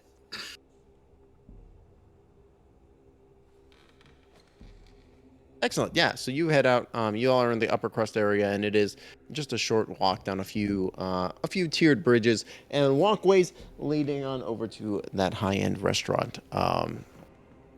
Do we want to play out the restaurant scene? We can if y'all want. I don't mind either way. Yeah, I think that's fine. Yeah. It's just All right. Yeah, Cool. I'm sorry. I was trying to say yeah. I just didn't say it very enunciated. Oh, you're good. I mean, I'm good. I'm sure we can make some conversation. Yeah. So it's a bit of a swankier establishment. You have to wait like a few minutes for a table, but I'm sure it's like they it's a pretty well adjusted place, so they're able to seat y'all pretty quickly. The waiter is wearing fine attire, and y'all are looking over the menu. Each of the dishes on the menu is like at minimum like 1 gold piece. Like the drinks are like 1 GP also at the minimum. And like they have pretty wide fare. You're looking at like full roasted pheasants, daily made chicken and like turkey pot pies, roasted freshly made vegetables farmed from Sky Gardens. All kinds of delicious fare that is all local to Sharn and its surrounding environs. They also have plenty of drink for you to have, fine House Garandal like meads, as well as some fine elven wines from the Elden Reaches, and they've also got like halfling liqueurs from Talenta Plains, where like they like to brew up like absinthe and that kind of stuff as well. So they've got a pretty wide variety. And I think the waiter, who has a name tag, or no, sorry, he doesn't have a name tag. It's stitched into his outfit, and it says Maurice. And Maurice will say, "Yes, welcome. What would you like to drink this fine evening?" Ellida's gonna say, "Drinks on me today." Don't think that's necessary, but thank you. Drinks on me today. Melu's just like, can I have a glass of wine, please? Yes, of course. Would you prefer? We have a lovely red from the Elven homelands. Sure. Excellent choice. Yes, and for you, most generous madame. Ellida looks a little confused and then looks at Cera. She's like, if I want something good, but also like not like I want something good that also makes you feel good, you know? What do you suggest? while you decide, I'll take some Talenta gin and a seafood paella. Ooh, excellent. Yes, of course. And he'll take some quick notes. Sarah's just like, wait, are you asking me? Ah. I'd probably try the blackberry honey mead. She goes, I'll have that then. Excellent choice. And for your entree? Can I just do like a huge thing of like fries? Like just a huge plate of just fries. Yes, ma'am. We can do an extra large fry for you. Absolutely. And sorry, Melu, what would you like to eat? They'll gesture back to you. They'll get like a something like semi-normal, like I don't know, like a steak dinner, like maybe a dinosaur steak, since this is Eberron. Oh yeah, absolutely. It's a cut of Velociraptor, but it's Perfect. like it's again from Talenta Plains, and it's almost like Wagyu Velociraptor. Excellent. And for you, Madame, the waiter will say gesturing to Sarah. Cera orders a bottle of an elven ice wine. It's like, wait, this is really just like obscure. Like, how did you even know that they had this? She feels super at home in this restaurant, and she's also orders a steak, but she wants like the most expensive cut that they have, Sure. with these like creamy garlic potatoes, and she orders like a side vegetable, and then she's also like, can we also have and she orders like a couple of appetizers, like, you know, like calamari and things like that. Oh yeah, a bloomin' onion. No, not a bloomin' onion. We're not a bloomin' doing onion. that. No. We're not doing that here. Maybe onion. what about like one of those like iceberg salads, right? Oh, you're talking about like a wedge salad? Yeah, just a nice wedge salad. You know, wedge salad, calamari, I love just like calamari. some shrimp scampi, you know. I wasn't expecting this game to make me so hungry tonight. Excellent. Yes, Maurice will he'll just be jotting all this down, and he'll say, "Of course, yes, I will be right back." And he'll repeat the order back to you all, of course, before departing, and it will be perfect. And he'll leave. Awesome. Yeah, and the place is kind of bumping. There's like several like kind of fancier looking individuals, and despite like the haughty toddy kind of appearance, you know, the music is pretty good, like, and it's pretty jovial in spirit in this place. Brennard's gonna look at Ellida and be like, "This isn't really a fry place." You ever just want some fries? No? Yeah, but they aren't good here. They don't make them. I mean, they're making them special for you, but like, they don't Really? make them. You know what I mean? Nobody makes them special for me, though.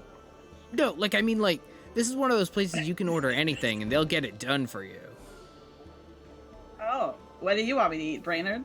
I don't know. I'm just saying, this is a nice place. I've been here a few times. Are you implying that they outsource their fries? More like, you're getting a chef that makes, like, foie gras and all these fancy things, and I don't think he's gonna make them right. I think the fries will be fine. They fry them in duck fat, and then they come with a side of this very fresh, delicious chimichurri. I think Ellida will enjoy them. Oh, so they're just really fancy fries. Ooh, fancy Pretty fries. much. She's in a much better mood now. She was all day. Clearly. Yeah.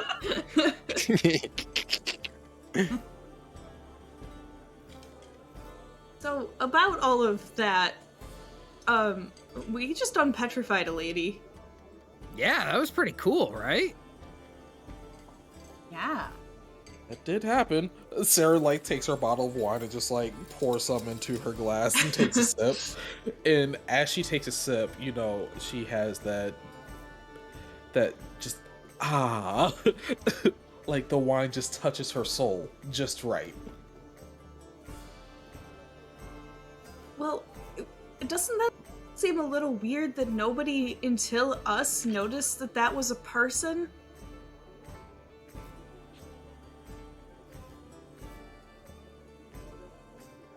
I mean, it did just kind of look like a statue. Yes. Also, considering the establishment that was, it may not be the foremost thing on people's minds. Maybe they're so consumed with other aspects of the religion that they never noticed. And a lot of churches have crying fountains. It's kind of a... They do? I mean, yeah, it's like, you get little pissing angels and you get crying ladies and... Did you say pissing angels? Yeah, like the little cherub babies. Ellida gives him a look and steps on her blackberry mead. Okay. Cera takes another drink of wine. Brennard's doing shots of gin, but complaining because... Just doing shots of gin? Hell yeah. Listen, he is used to goblin rot gut down in the cogs. That's his drink of choice. God. Well, I guess it just seemed weird. I've never even been to a temple of Valinor, so I guess it does just seem... I mean, I have, but not in that capacity, and especially not one that fancy. Yeah, well, sometimes things are right in front of you and you don't see them until way later. That's true. I can't believe she knew that other guy that keeps coming up whenever I'm doing research. Oh, what guy? At this point, I feel like we should just call them your predecessor. Ooh, a predecessor? Another drow with antlers that apparently was linked to Valinor. Who's Valinor? My god. Sorry. It's okay.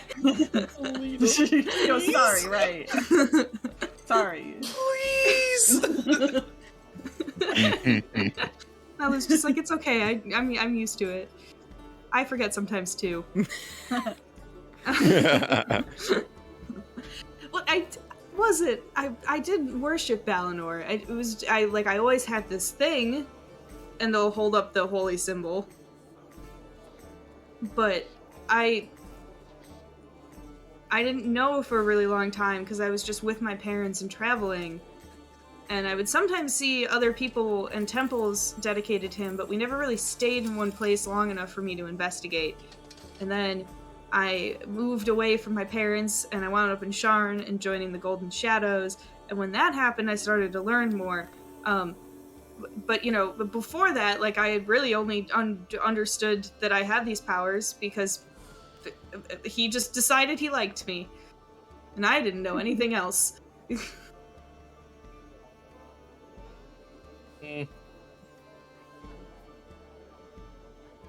Wouldn't be the strangest way that I've heard someone get into religion. Sometimes you just need someone to know that you like them. They like you. Sometimes you need someone to know. And she just trails off. Never mind. No, like, I feel like you're right, in a way. So our next goal's Flame Keep, huh? So... I think at this point the food comes and Maurice is like he's like juggling 15 plates or something like that, and he's like the appetizers naturally came out first, and the drinks before that, of course, but like now he's starting to serve the entrees proper as y'all are talking. Lovely. So have any of you been to Thrain before? Have I? Have I? I don't know. I that is with traveling merchants. That's all up to us. I would say that's up to y'all. Yeah, I mean, if you want to visit Thrain before, I think that's more than reasonable. Would the Order of the Perfect Peace have made it through Thrain? I don't think they definitely would have been through Thrain in general, but I think they may have gotten a mixed reception, so they probably wouldn't have spent a huge amount of time there. And I don't think you would have been to the capital. Yeah, Okay. Thrain is like a full like theocracy of the Silver Flame because it's where the actual flame itself is. So Right. Oh yeah. Yeah, I'm trying to think. I mean, I could say 100%, like, yeah, like Sarah's been there just because military just takes you places. Right. Yeah. But And Thrain is like directly next to the Mournland, like where Cera is. So like it was like smack dab in the middle of the conflict. yeah. Oh. Well, I was there. I've been there. I guess I don't really remember it very much because we weren't really there for long, but we did pass through it. I guess. also, just so I can show off to chat, we are over here, and here is Flamekeep. It's a good distance. I don't have Yeah. it queued up for exact like hundreds of miles or what have you, but it's like it's a good like 6. It's a good, It like, was a 1,000 little miles bit away. over 1,000 miles because luckily the like 500 miles lines up to 50 feet on the ruler, so Oh, nice. yeah. Perfect. So it's about a little bit over 1,000 miles. Yeah. Sarah goes, I was a little preoccupied. I've been there, but you know, war and all that. There. We would go there and sell things sometimes. There's some nice forests in Thrain. Good places to hunt. Ooh.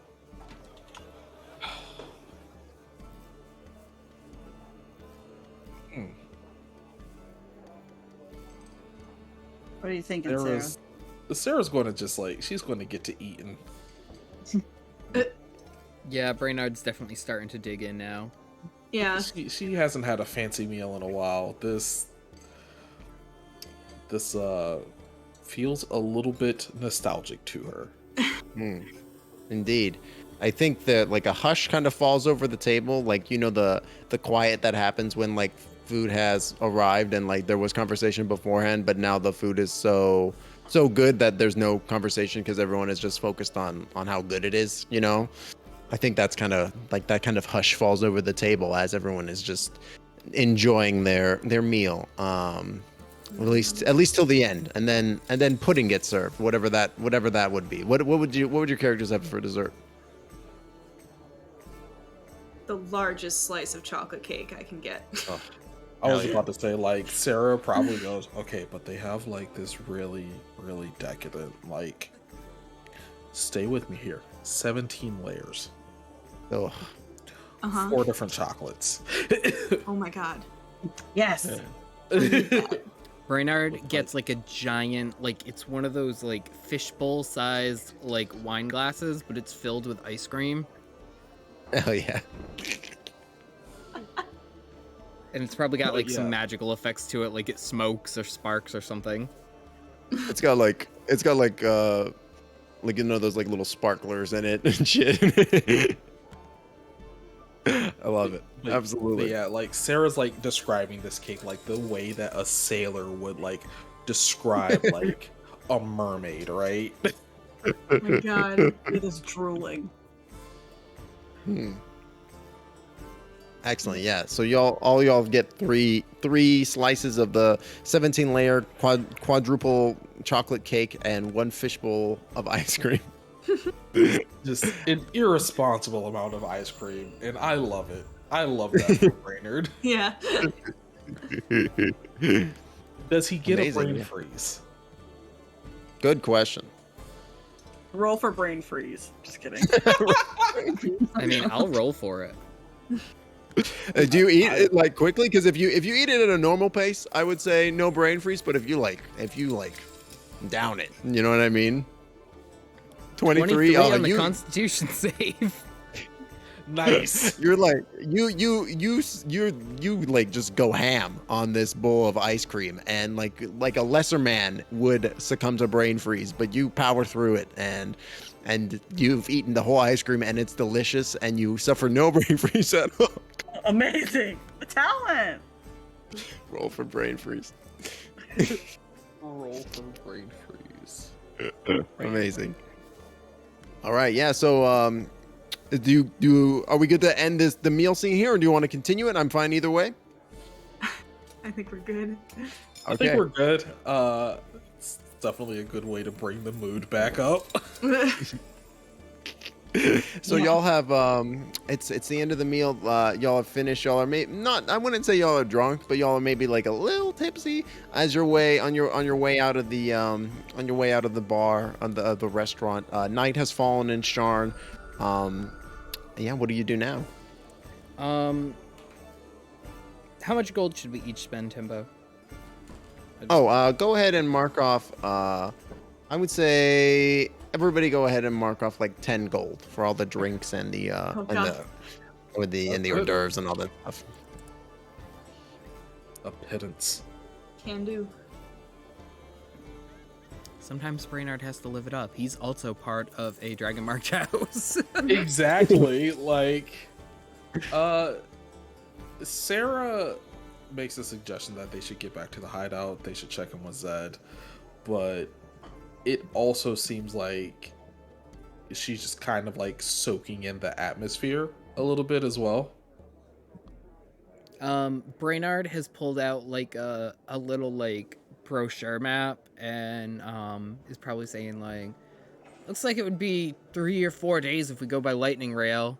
Probably 1 day by airship, but the prices are going to be through the roof with considering that all the travel got shut down for a couple days.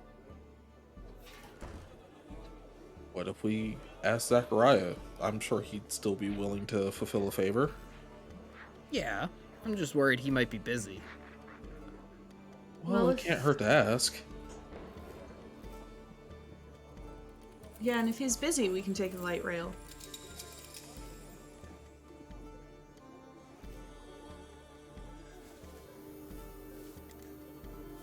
Plus, I'm gonna be honest, on a lightning rail, you at least don't have to worry about the airship crashing down in the woods. Yeah, It would but be a light good rail to- could just derail. How often does that happen, though? How often do airships crash in the woods? I don't know. So I have far, no it's happened idea. to us, though. Then that puts us at an equal chance for either at this point, huh? No, Does if we were it? ever to crash again, Sarah, you might be a worse gambler than us. Well, out of 4 of us, 1 of us didn't lose their money at a casino. Not Yeah. playing doesn't... It doesn't count if you didn't play. Yeah, exactly. Well, you didn't see. win either. Well, you see, sometimes that's the only way to win. No, Why I'm does this pretty sure feel like- winning's the only way to win. Yeah, I think Brennard is right about that. No, because you can still win. You'll win some money, but you'll still be in the hole what you lost before. But Yeah, you could just win. Or you could just Brennard's never probably start. too drunk to figure this out right now. Yeah. He's like, his brain is trying, and he's just like, I don't think that's how probability works. hey guys, can I tell you something? Sure. Are we about to do this right now? Look, if I had to crash somewhere, to explode and harm a room full of people, to Who starts a conversation like this? No, let her keep going. I think she's on to something. Shh, Brennard, let the mead talk. Thank you. She clears her throat. If I were to crash in the woods and explode in a room full of people and pretend to be a god, and also get our ass kicked by weird groups of people, Oh, okay, now she's losing me. I am glad that it's with you all, and you know what? I love you all. Oh. wouldn't want to be doing this with anyone else either. We're a good team. I love you guys too. Aww. And then Brennard scoops them all into a big ass group hug. Cera just freezes like, oh god, we're sharing feelings. We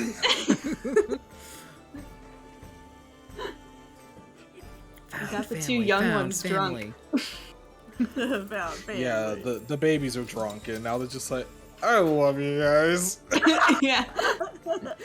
They've gone full, like, if they were in the bathroom of a bar, like, they'd be the ones just shouting at people about how much they support them, no matter who they are. Exactly. This is great. I believe in you guys.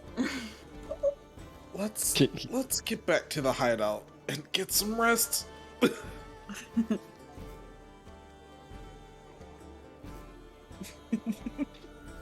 All right, beautiful. And with that, I think we'll just smash cut back to the hideout. I think it's probably pretty late by the time y'all come home and make your way in. I think Zed has probably like taken up, like, they're not in the central chamber. They're like sleeping in their quarters. And yeah, y'all filter in, perform your nightly ablutions, and head off to Slumberland. 8 hours passes uneventfully, and it's the morning. And as y'all are waking up and puttering about, Zed says, let's do a morning situation report. Yeah, I assume y'all found something at the church. Y'all were gone all night. Good question. Yeah. How are Melu and Cera feeling? Oh no. That's a really important question. So let me answer your question by asking both of you a question. Did you do as Francis asked and put the shells on your bedside tables? Yes. That's right. I feel like Melu wouldn't have forgotten that, even quite drunk. So they would have done it. They would have done it, yes. Okay. So you are both rested. However, during the night, when you were trancing and you would have been having memory recall, it is just a blank patch of dreamless trance. Like there were no, like, normally when you would trance or when you would sleep, right, you would have like, you would be able to recall stuff and you would be thinking about memories. Where that would normally have been, it is just a blank space. It's not the worst. A little weird though. Not the worst. You're right. It's not the best. Cera hates it. Yeah. Can I have Ellida pull Melu aside real quick? Yeah. Okay. Before they walk into the meeting, Ellida's like, Yeah. Did you do the thing? The thing that we talked about? Which one? The thing with the person I'm trying to find? Oh yeah, I can do that for you. Well, you need to tell me their name and what they look like, and then I can do that thing. Okay, you want me to do it like now or like wait till after or what? It's up to you. She actually already had prepared a note with all of Viola's information that she could remember, with her name, her appearance, all that stuff, and it hands it to Melu. Okay. You don't have disguise self, right? Like above table? Who, me? Yeah. Let me check. I know, now that I'm playing two different campaigns, now I get them confused. Hold on. That's valid. Okay, no I don't. Okay. That's the other character. Melu will spend some time studying the note, and then look at Ellida and say, "What do you want me to say? I only have 25 words."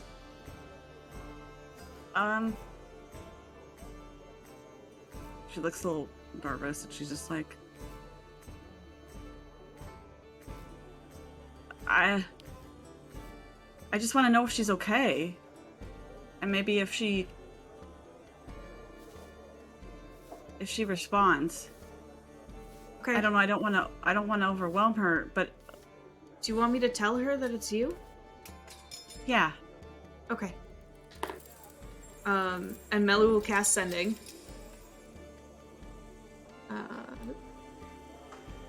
And they'll... Oh boy, this is gonna be interesting. Oh boy. Hi. I'm friends with Ellida. She wants to know if you're okay. If you need help. Cough?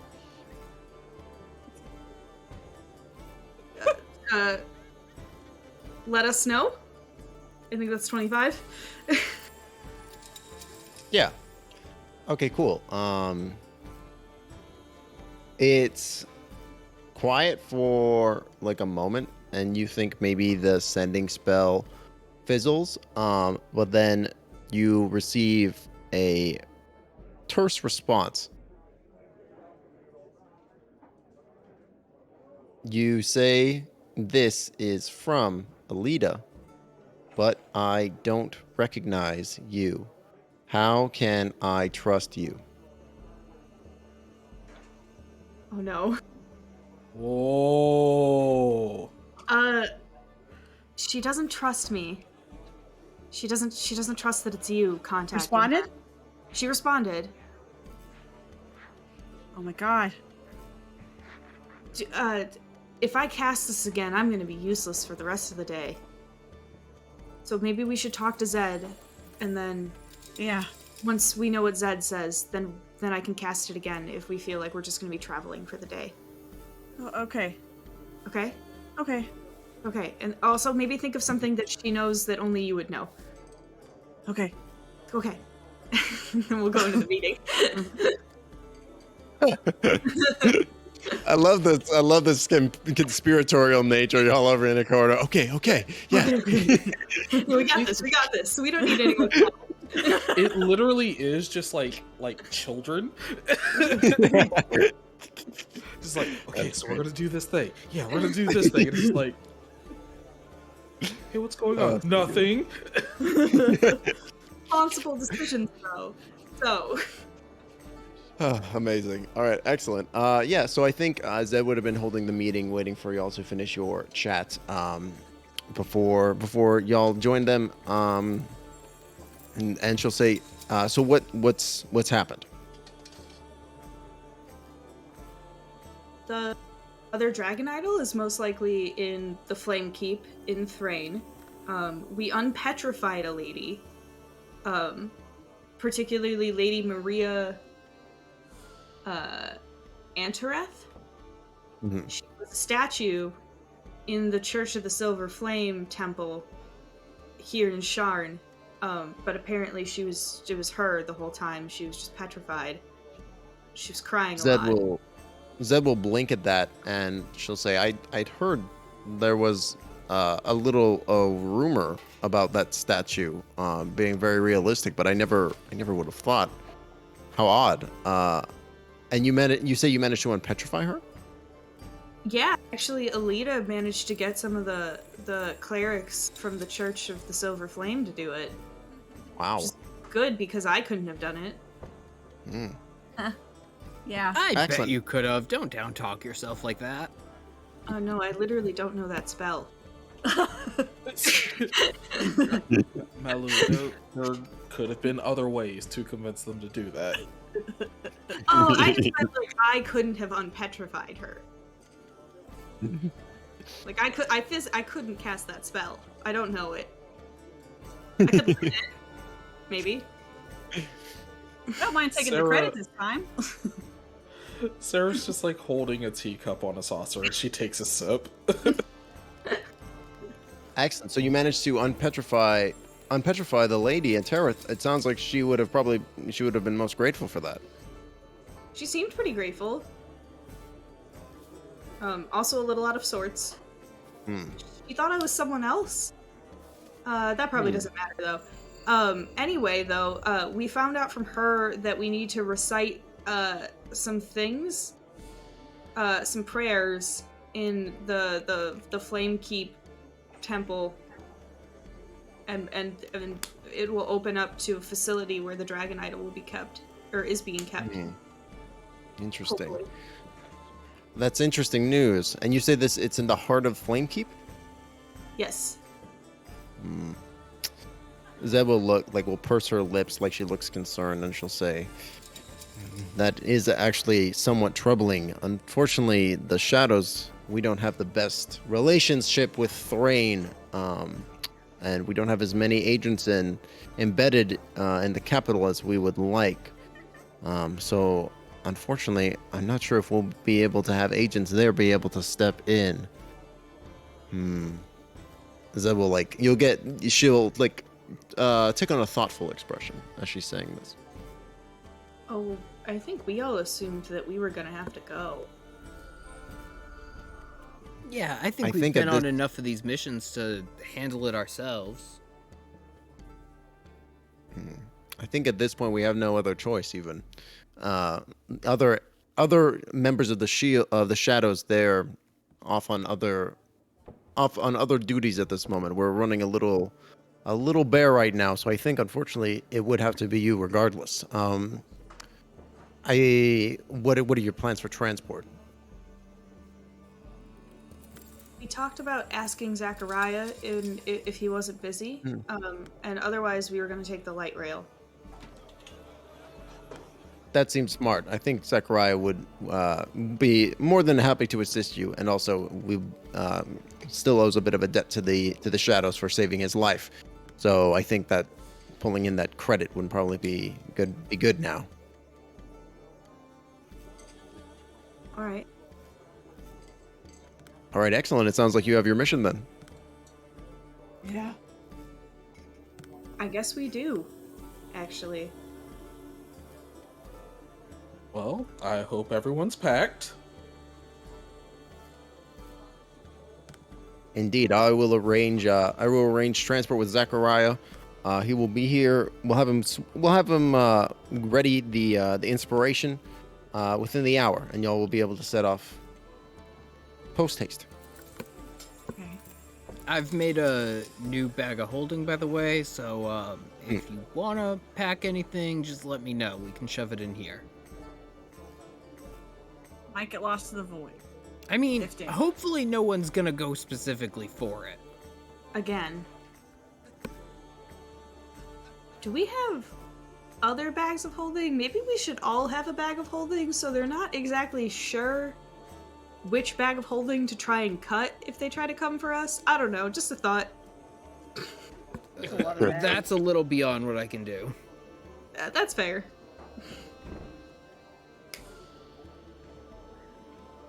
Though bags of holding seem like something that maybe the Shadows would have, and Melu will look at Zed like, huh? Huh? We? Zed will shrug and will say, unfortunately, I'm not sure how much a bag of holding will help. If all of you are wearing one, then they might just target all of your bags instead. But I might be able to rustle some up if you think it's viable. I guess that's true. They did cut both my bag and Ellida's. Oh, they Yeah. did, didn't they? Never mind. Mine wasn't even a bag of holding. You wouldn't know that. Okay, so I have an idea. What if we took a bag of holding and shoved it inside of another bag of holding, and then they would have no idea where. Cera is just like, something about that paradox does not sit right with me. Yeah, that kind of stuff usually goes funky. Oh, okay. We're going to Planescape real fast, chat. Just taking a bullet train there. I'm here to cause problems on purpose. Oh, I see you going for that deck of many things. I see you. I Oh, wanted that yeah. so bad anyway. All right, excellent. I think with that, we'll go ahead and smash cut to Zachariah's airship. Y'all are boarding the inspiration with bags in tow, getting aboard. He looks very happy to see you all in good spirits, and Amelia is there as well. And she looks like she's joining the adventure for this one. Quick question: do we get to talk to Zed? Yeah. Did we get to talk to Zed about We just were talking to Zed. No, I I don't mean know. Did Ellida and Melu Ellida, get yeah. to talk to Zed? Oh, Oh, sorry. Yeah. Let's do that scene first. Yeah. So it's post situation report, and Melu and Ellida are with Zed. Is this more of a private affair? I'm guessing. Yeah.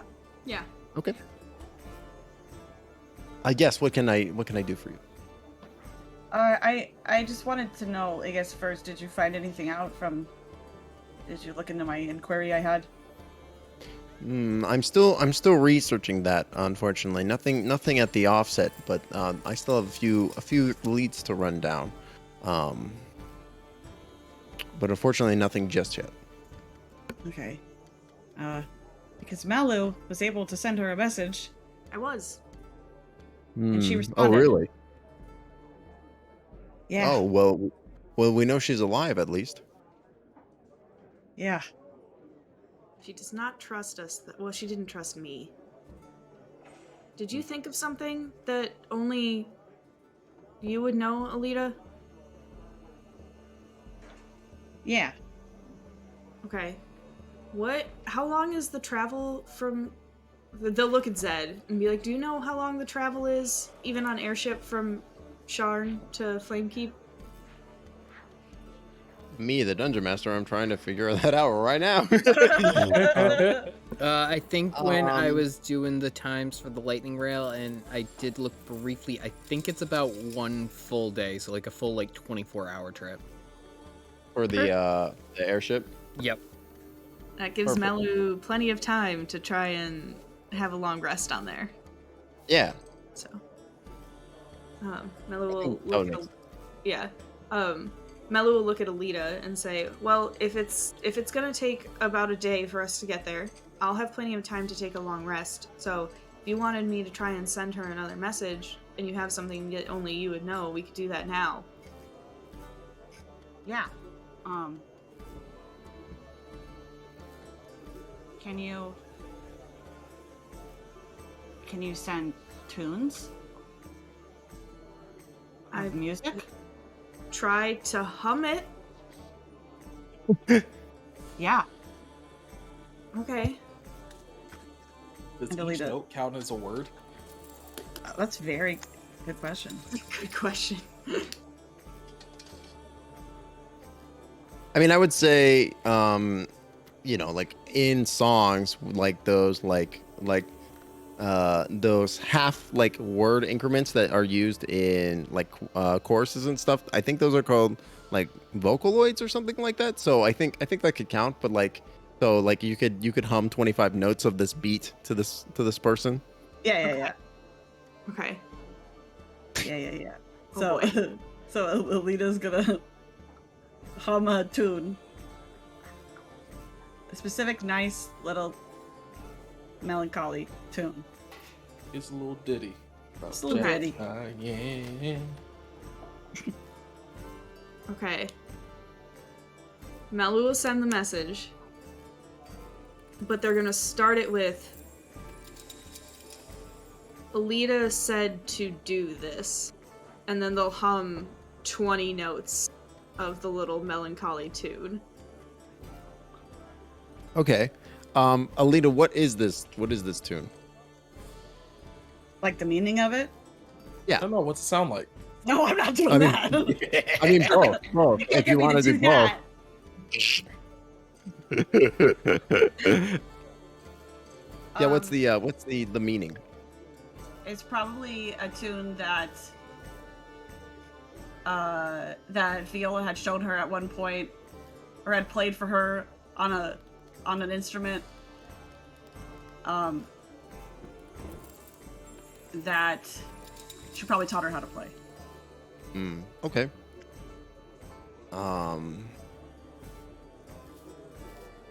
Again, Melu, there's like a moment of tense tenseness as you send the message, and a moment later there is a response. I never thought I'd hear that song again. Tell Ellida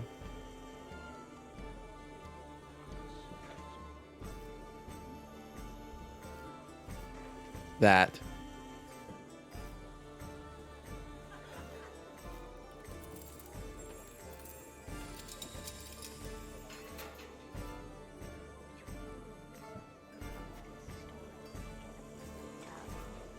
the order has gone rogue.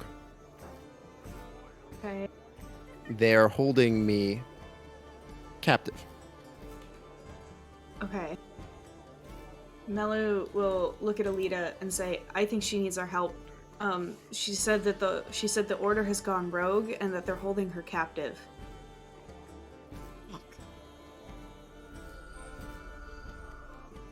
So he was right. He was right. Yes.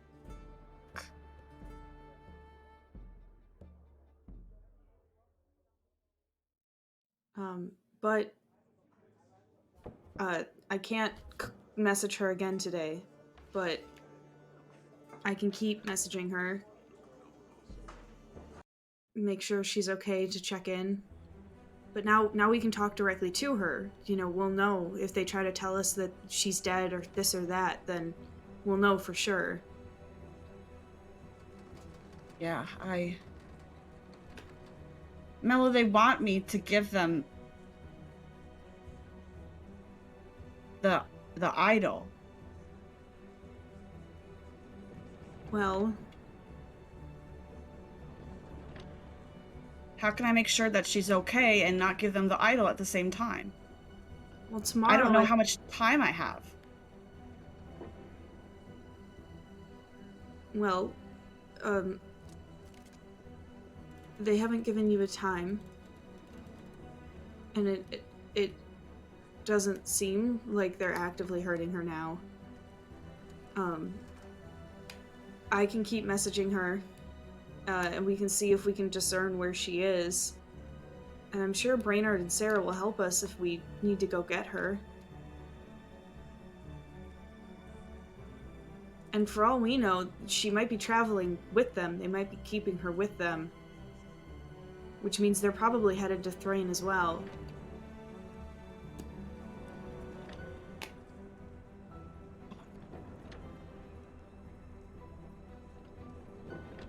It'll be okay. We'll sort it out.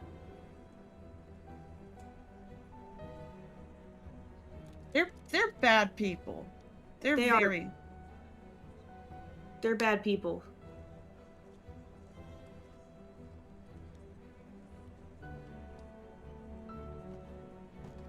Ellida's just gonna think for a while. I guess you can't really hide it from everybody else anymore. If you want to tell them. Yeah. I can't. She pulls out the Ascending Stone again that Brother Bobby gave her. I just don't want them to think that I was going to betray them at all.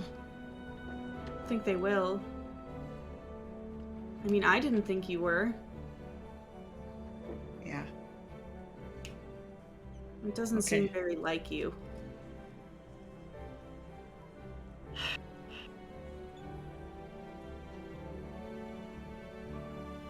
You know, I almost considered it for a second. For like a split second. I understand why you would, if you care about Viola and they're threatening her. I feel like anyone would consider it in that situation, even if it's only for a moment.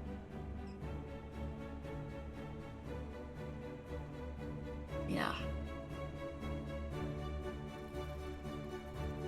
If we tell Cera and Brennard, we can have our eyes open, and we'll have their support.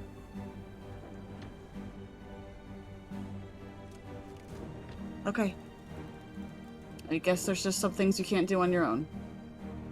Oh, sometimes you have to have friends help you. She just smiled at the word friends. That's nice to hear. Yeah. We're a team, don't forget that. And they'll like kind of bump her a little bit with their shoulder. Awkwardly. Aw, cute. Yeah. Okay. They do not know how to initiate touch. Love these awkward babies. We should go get ready, and then we'll tell Cera and Brennard on the way to Thrain tonight. Okay. Okay. Ellida takes a deep breath and nods and goes to get ready. Cool. Melu will go get ready too. Melu will also stop and thank Zed as well. That's just like so much help. Oh wow, is that just standing there for this whole conversation? Maybe. I feel like they did not walk away from Zed. Yeah, I feel like. I feel like I think Zed as a Sphinx though can like very easily like just sort of blend into the background. that's kind of what I'm thinking. Like Zed is like, you know, like they're like, she has a recognition that clearly she's not needed in this scenario, and like while you're both still basically sitting at her desk, she'll still just like, you know, like politely like busy herself doing stuff. But you know, you can tell she's clearly still listening because both of her cat ears are pointed directly at both of y'all. I feel like we're maybe at least vaguely being examined. Like, Oh, absolutely. 100%.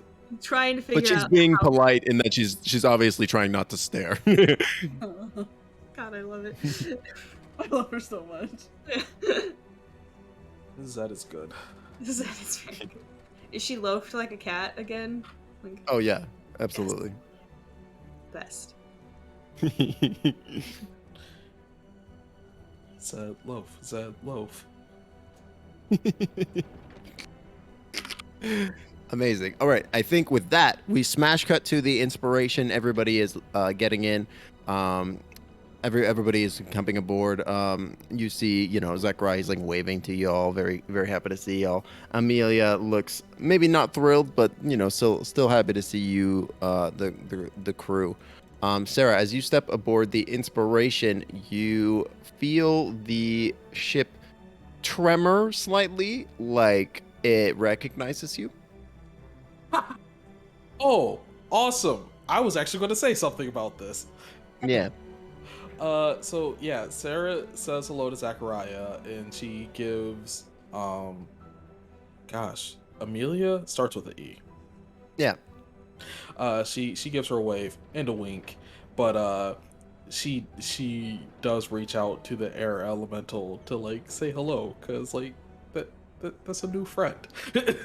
Oh. Yeah, the elemental is happy to see you, and you know, you get whatever the equivalent of elemental purrs would be, like when you're interfacing with it. Oh. She just kind of like stops mid-place on the airship and just has this moment of like, right, keep it in, conceal, don't feel. Oh. No.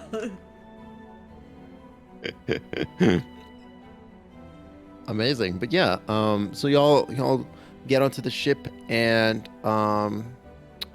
Zachariah finishes filling her up, as it were, and y'all head out onto the open air. It's a beautiful day, as y'all are just gunning it across the sky, heading on a basically beeline path to Thrain. Did we want to go ahead and have maybe this scene here where like the reveal scene about the sending stone from Brother Bobby? Yeah. Yeah. All right, yeah. So I'm gonna say it's probably the evening of the flight, right? So y'all have been traveling for about like 12 hours or so, and night has fallen, and maybe it's like after dinner, when y'all are having this conversation. Okay.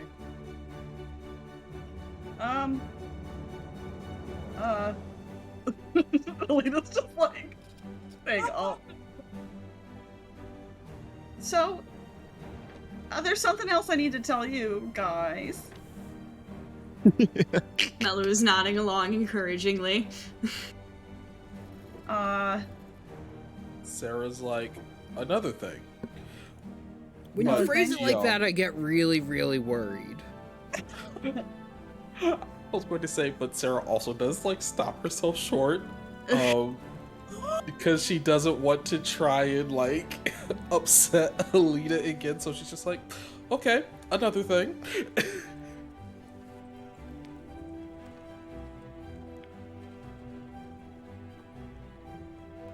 Oh, Alita's like,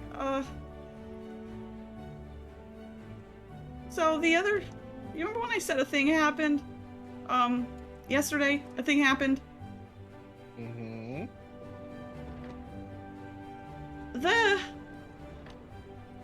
The cult found me. The Dragon Mark cult that somebody in my group is now a part of, and apparently they've merged. Yeah, they found us and they cut our bags. Brennard, I think she's talking about her previous incident. I don't think she told us about that out of character yet. She did say something happened. She did. She said okay. something happened. Yeah. She didn't say what. She just didn't say what, but she did say something happened. Yeah, so basically, they found me. They started following me. When we were back in that dream place, there's someone I knew that I really loved, and she disappeared when I was still a part of the Order of the Perfect Peace. And I have been really wanting to know what happened to her because I never got any answers. And so I had went to Voris to see about maybe going back, and Voris suggested I talk to Zed first, so I was doing that, and then people were following me, and then I ran, and I ran from them and tried to. I recognize them, but I tried to make it so maybe if I'm in public that they wouldn't try anything to draw attention, and so there was a parade going on, a whole parade. Why would they have a morning for the parade for the morning? I don't know, but that's what they were doing, and so I thought maybe I'll just join the parade, so I did, and then they started stabbing everyone, and I had to stop, but I had to talk to them, and it was Brother Bobby and his some other of the cultists, I guess, and they gave me kind of an ultimatum about turning in the dragon idol, giving them the dragon idols, or they would hurt Viola, which is the one I never knew what happened to, and he gave me this, and she pulls out the sending stone. That Zed deactivated. Zed deactivated it so they can't record anything, I guess, but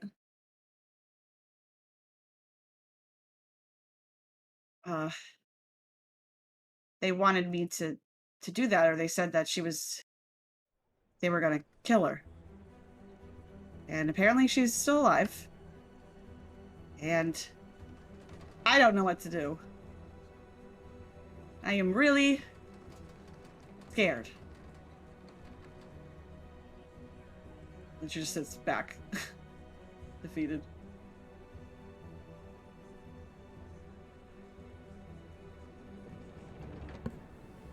Okay. So you don't know what to do, but let's start here. What do you want to do? What is Ellida's heart telling her?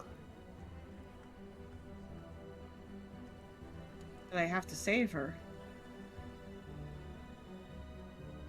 Sounds like that's what we should do then. Okay. Now we can start to work on the how.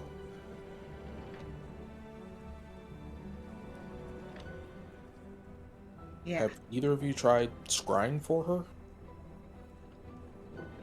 Can't scribe, but I sent her a message using sending. Like I contacted Zachariah the other day. She responded.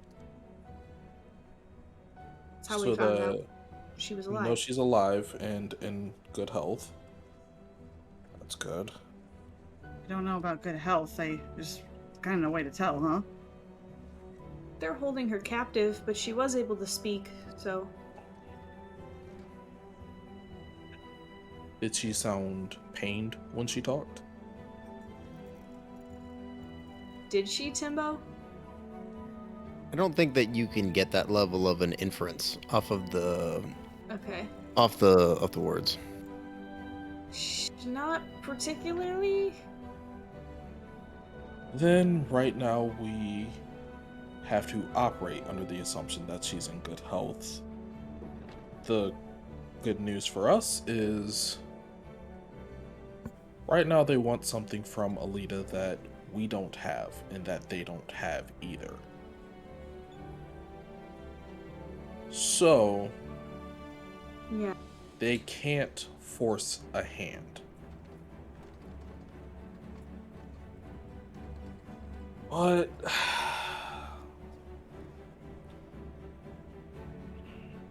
we have to find out where she is, and honestly, this is difficult enough because they've always seemed to have been one step ahead of us at every other turn, and I'm definitely expecting resistance when we get to Flame Keep. So we just have to do the most unexpected thing possible. Well, it's a good thing we have Ellida on our team. What She's about kinda good if at that. we offer them a trade? Instead of trying to figure out where she is, you tell them you're willing to give them what they want if they bring her. And then we trap them? Yeah. I mean, I can summon them anytime I want. Yeah, it kind of feels like they put the ball in our court on this one. And maybe Oh, they not the absolutely smartest did. way. But I mean, like, maybe not in a smart way.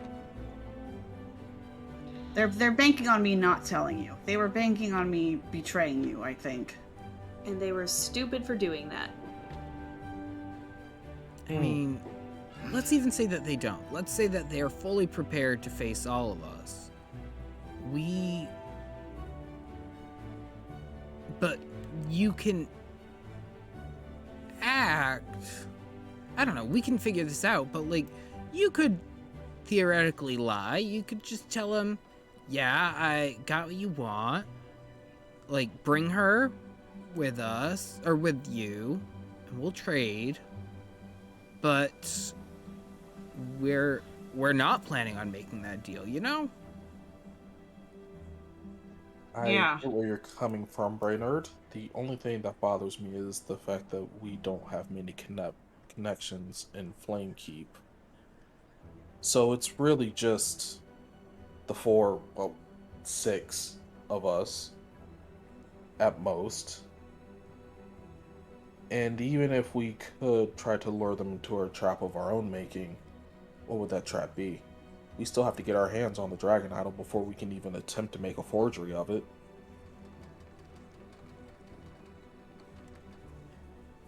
And with the other two, they've known where it's been either around the same time as us or before. So like I said, I could see them just waiting for us to get this one as well. Or Okay. arriving at a similar time. Quick question. One of the Dragon Idols is back with the Golden Shadows, right? No, one is in the astral plane. That's right. One is just That's- in the astral sea, and then That the is what other I'm is with the forgetting. Order of the Marked. Okay. So, But we know what they look like, vaguely. Brennard, do you think you could make a decoy? Yeah, I probably could. I didn't be able to get it to radiate as something magical to make it a little bit more believable too. Good idea.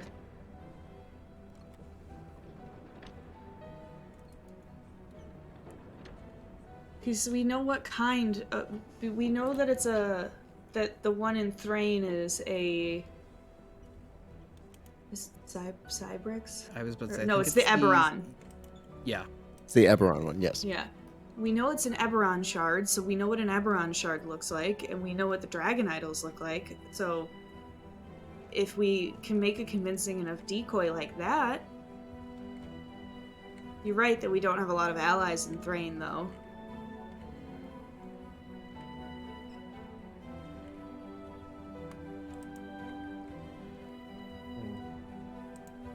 I could hold person someone.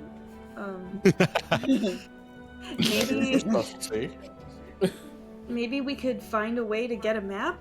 Do you know any other artificers, Brennard? My entire family?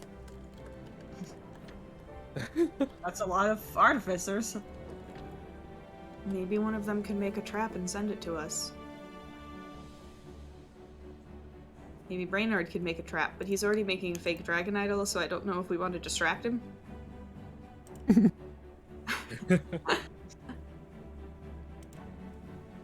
Well, you say make a trap and send it to us, but what kind of trap would you have them make and send to us? Ideally, a thing that could hold person all of them. Or, you know, a net. I mean, they seem to be able to pull doors out from thin air. So I don't know if a net would exactly stop them. You have seen that a couple of different times. You've seen the fancily dressed individual open a door in thin air, seemingly with his cape, and you have seen Sister Maggie use a magical key. Okay, hear me out. We just gotta make sure that their arms are bound in some way, because then they can't cast. Or I could cast silence on them, and we could catch them in a net. And then they wouldn't be able to cast either. I think we need to figure out where that door takes them. There's got to be, if they keep using it, someone's got to know what that spell does or where it leads. Okay, actually, Timbo, I think I have access to Dimension Door as a cleric. Am I crazy? I think you probably do have access to Dimension Door. So I would know what it is. Does it feel You would like know you would definitely know the spell that Fancy Man was using. Okay. Although Dimension Door is a 4th level slot, so I'm not sure if you would have access to it at the moment. I don't have access to it at the moment. That is correct. Hmm. But I might have general knowledge of what it is and how it works. Potentially? Actually, no, you don't get it as a cleric. You get it if you're trickery domain. Never mind. Whoa! Melu knows nothing. Sorcerers get it though, so do warlocks. Oh, sorcerers, you say? Mhm. Do I know? Sorcerers and warlocks. They would have Both of you access can to it. roll. Both of you give me an arcane check to see how Okay. if you're maybe able to piece that together. Okay.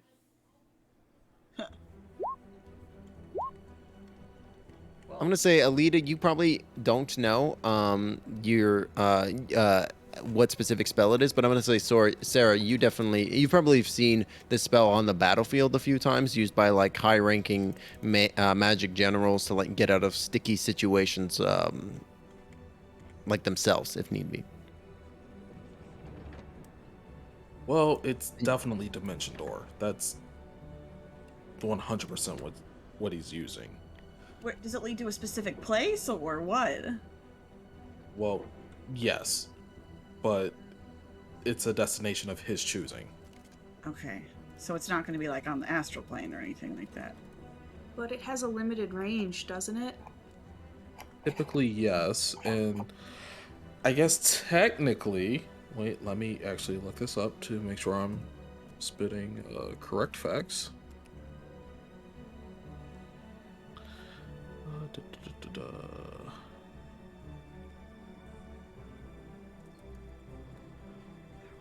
Objects.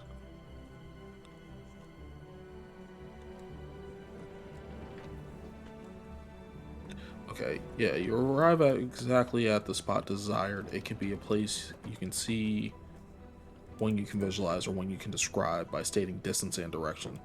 So, yeah, range is usually about 500 feet.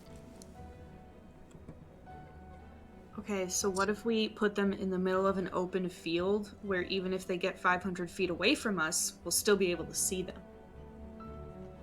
And how will we catch up to them? I had not thought that far. Oh my gosh! I know, we got Magic Timbo there. Timbo's We in got a dungeon. we got the laugh of God.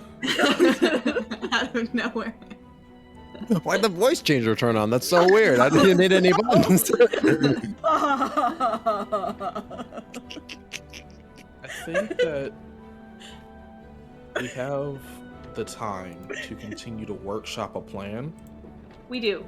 Yeah. but we still need to stay focused on our main mission. Ellida, and Cera looks to her. Thank you for letting us know. I know it was hard. Yeah, of course. I trust you, so.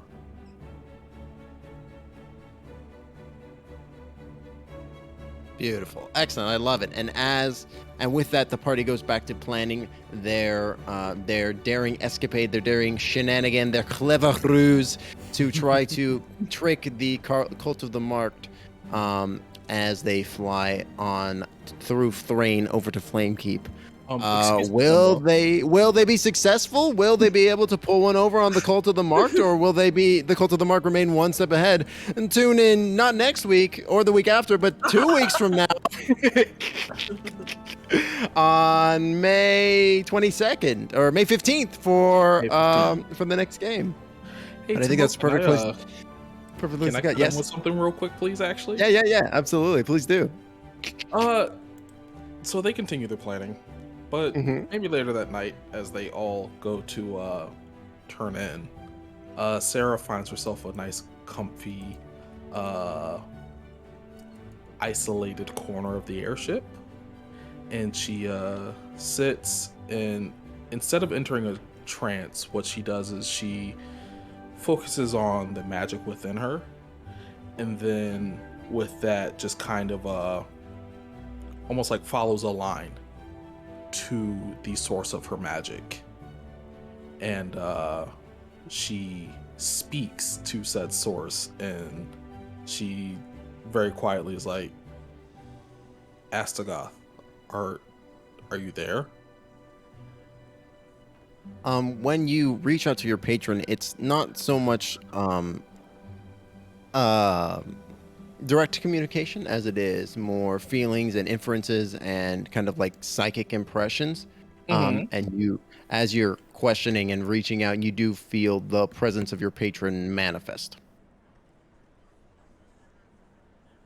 And that's where I wanted to leave that. Beautiful. I love it. Excellent. All right. Fantastic. That was so So- much fun, y'all. That was excellent. I have a question, Timbo. Yeah. Do we level up? Yes, you do level up. Yes! Thank you for reminding me. Hey! Fantastic. All right. Awesome. Yeah. Excellent. Good job, everybody. So with that, let's go ahead and finish out by just going around one last time so everybody knows where to catch my lovely, lovely crew. Let's go ahead and do reverse order this time. So Mystrich. Hello, my name is Mystrich. I stream on twitch.tv/Mystrich. Come watch me play mostly Elden Ring and Dead by Daylight at the moment. I like to talk about TTRPGs on there, so if you love those, which you should if you're watching this, stop on by. Excellent. Let's do Raichkyu. I'm Raichkyu. My pronouns are she, her. You can find me at twitch.tv/Raichkyu, and I stream on Mondays, Fridays, and Saturdays. And I'm also on Twitter and TikTok at the same name. Excellent. Fantastic. Galaxy, why don't you go next? I'm Jess. You can call me Galaxy. You can find me at Jess Galaxy on YouTube, or you can follow me on TikTok at Galaxiebot, where I make a lot of inflammatory D&D takes. Either one works. I make all sorts of content, and Galaxy is always spelled with an IE for me. Excellent. And last but not least, Domino. I'm Domino, and you can catch me at twitch.tv/DominoRBG, or just making a general nuisance of myself on Twitter at twitter.com/DominoRBG. Excellent. Fantastic. Yes, and I highly recommend you check all these lovely folks out. Highly recommend. And if you enjoyed the show tonight, make sure you drop a follow if you weren't already. And if you're feeling overly generous, you can, of course, tip out the cast as well. All cast tips are split evenly amongst all of us. So if you're loving the show and you're feeling overly generous, you can feel free to throw them tips our way. But of course, none of that is ever necessary. Just appreciate everybody hanging out with me. But we're gonna go ahead and send a raid on over to the world's cutest gamer, who is doing something. They're playing Barkley Shut Up. I don't know what this that is. is Shut Up and a Jam Guy. RPG Maker prequel to Space Jam. Ooh. Beautiful. So this is gonna be a wild time. But yeah, thanks again everybody for hanging out. Thanks. I'm gonna be live again tomorrow on Monday at 2 p.m. and I hope to see you there. But I hope you all have a fantastic rest of your Sunday and an excellent week. We will talk to you all very soon. Bye. All right, goodbye, everybody. Bye. Bye.